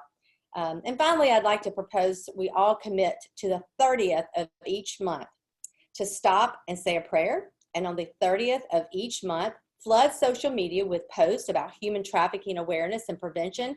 And to show our unity, we can use the hashtag take the HST pledge, unite to the end, HST. I'm not a big hashtag person, but I'm learning. And I want to encourage each of our guests to join us in taking one of the above actions. Learn more about what you've heard today. Reach out to us. Let us partner with you. We want to really work across our state agencies, across the U.S., across the globe, to really work on eradicating this horrific scourge against humanity. And lastly, we close. I want to ask, well, we do have a video, I believe. I think they were able to bring up John Bell's video, bless his heart. So let's see if it comes up. And I may have jumped out and confused them, which I sometimes do. They're saying, yes, I have. So we're going to watch the video real quick.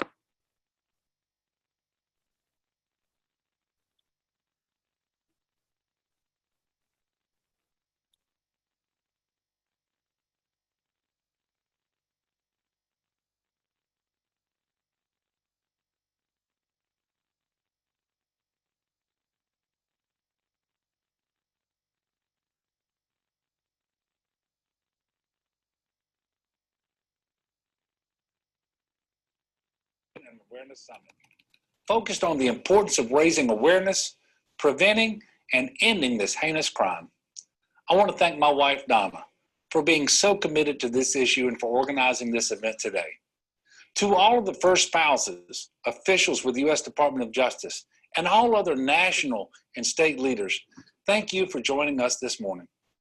Human sex and labor trafficking is the fastest growing and second largest criminal industry in the United States, including Louisiana and around the world. Over the last several years, there have been nearly 21 million victims identified across the world. And that number is steadily growing as we become more educated on what to look for. The victims are primarily children, girls and boys, and women of all different races and cultures.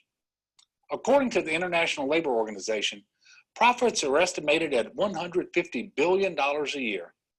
Pimps are becoming more strategic in how they solicit and capture victims, and it's becoming increasingly difficult to track their criminal activity. As Donna mentioned earlier, we know that with COVID-19, things have likely gotten worse. Children have more access to the internet, more contact with exploiters who may be family members or in the neighborhood, and less contact with mandatory reporters. We've not seen the spike in numbers yet, but we're bracing for an increase as children and youth return to school, to the doctor's offices, and to their normal routines. However, although we have recognized and acknowledged this as an issue, as governor of the great state of Louisiana, I have made it my business, along with my wife, Donna, to do what we can to address this issue, and we are very passionate about it. Lastly, I want to say that ending human trafficking in a parish or a county or a state takes everyone working together and doing their part. So in addition to my law enforcement agencies, several of my other appointed agency leaders have been charged to get involved in this fight. The Office of Alcohol and Tobacco Control, our Department of Children and Family Services, the Department of Health, and even our Department of Transportation. You will hear from some of these agency leaders today on the role of their agency in combating this issue. Again, thank you for being here, and thank you for the great work you're doing every day in your communities. Thank you so much.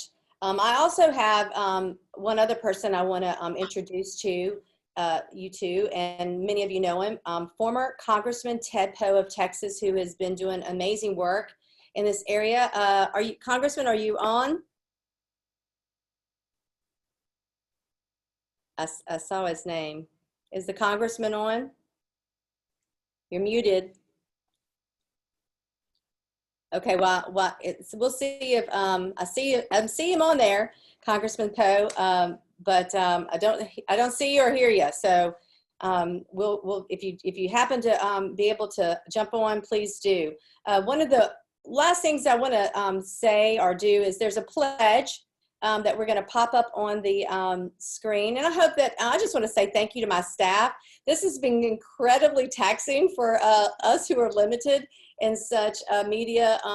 You know, we've got such a staff, Delary and Kayla, my assistant. Many of you talked to Kayla, and Katie, who's over my foster child, has really taken the initiative and helped me get this through. And so I just want to say thank you, thank you, thank you.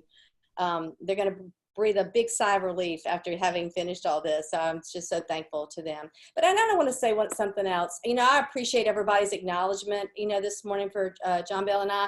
But at the end of the day, we're not doing the hard work. We are leveraging our leadership role and using this platform. But at the end of the day, you all are doing the hard work. And we want to engage all of those people who are already doing it and really share their practices with the first spouses and those that are listening.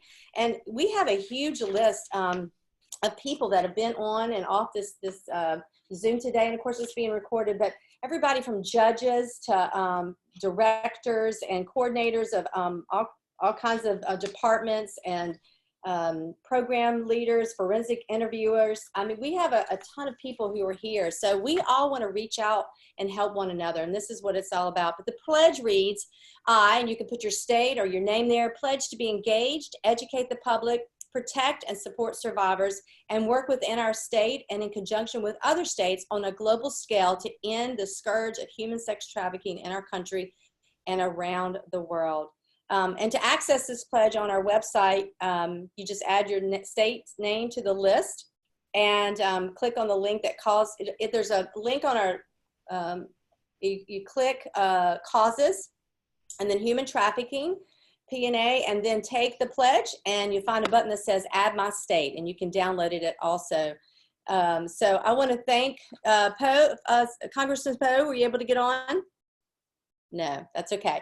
So like I said, I thank you all. I'm hoping we were able to wrap up in a pretty timely manner. We had a packed house this today, and I just thank everybody for really trying to stay within the 10 or 12 minutes that they were able to do that. And so please visit LouisianaFirstFoundation.com to view our online resources. We have one-pagers and information from other states available. And as a follow-up, we will send a link to a survey where you can include information about organizations that are involved in the work of human trafficking in your state. The information will be added to an interactive map of resources. So my goal is to make an interactive map of our United States, and we're going to probably have to go global at some point, but where you can click on your state and find organizations, faith-based, civic agencies that are already working in human trafficking that we can start working together within. Did I hear you, Congressman? Yes, First Lady, I finally figured it all out. I'm on. Thank you very much. Great presentation, and all the First Ladies. Y'all working together with everybody else is very impressive and a great statement about how society feels about this scourge. But thank you for doing this, Madam First Lady Edwards. Oh, well, thank you. Well, I know you have been very instrumental in so much with this issue, and I know you've come to Louisiana and shared your all your work with us. So we want to say we're grateful for you. Thank you. Thank you so much. And finally, we'd love to engage other states in this effort to share resources. So it is our intention to host additional webinars once a quarter. So if you, we would be glad to host it, but if you would be a state that wants to, give us speakers and speak on this subject, we're going to ask you to contact Delary Rice, who's the leader of the Louisiana First Foundation, and she'll be working with you. The next seminar that we're going to have, webinar, I should say, is going to be early January. It's the National Human Trafficking Awareness Month. So we'll highlight some additional information there. And please don't hesitate to reach out to my office if we can be assistance to you as you engage in this important work in your state. Together we can and will impact the world and make it a safer place. God bless each and every one. Donna, may I say one thing? Sure. Those who would like to inquire more about the use of sisters in this work, yes, feel free to contact Delry Rice. Delry has my information, and I'll be glad to take your request and work with you.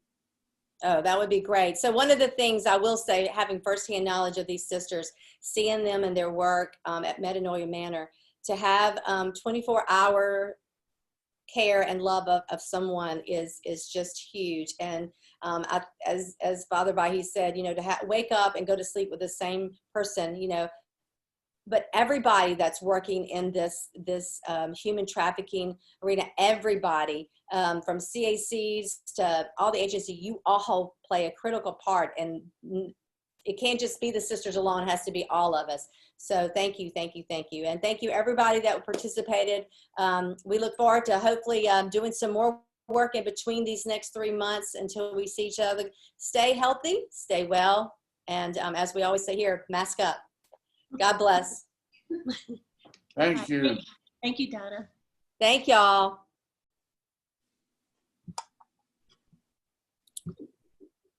Thank you. Thanks. Great job. Thank you so much, Congressman.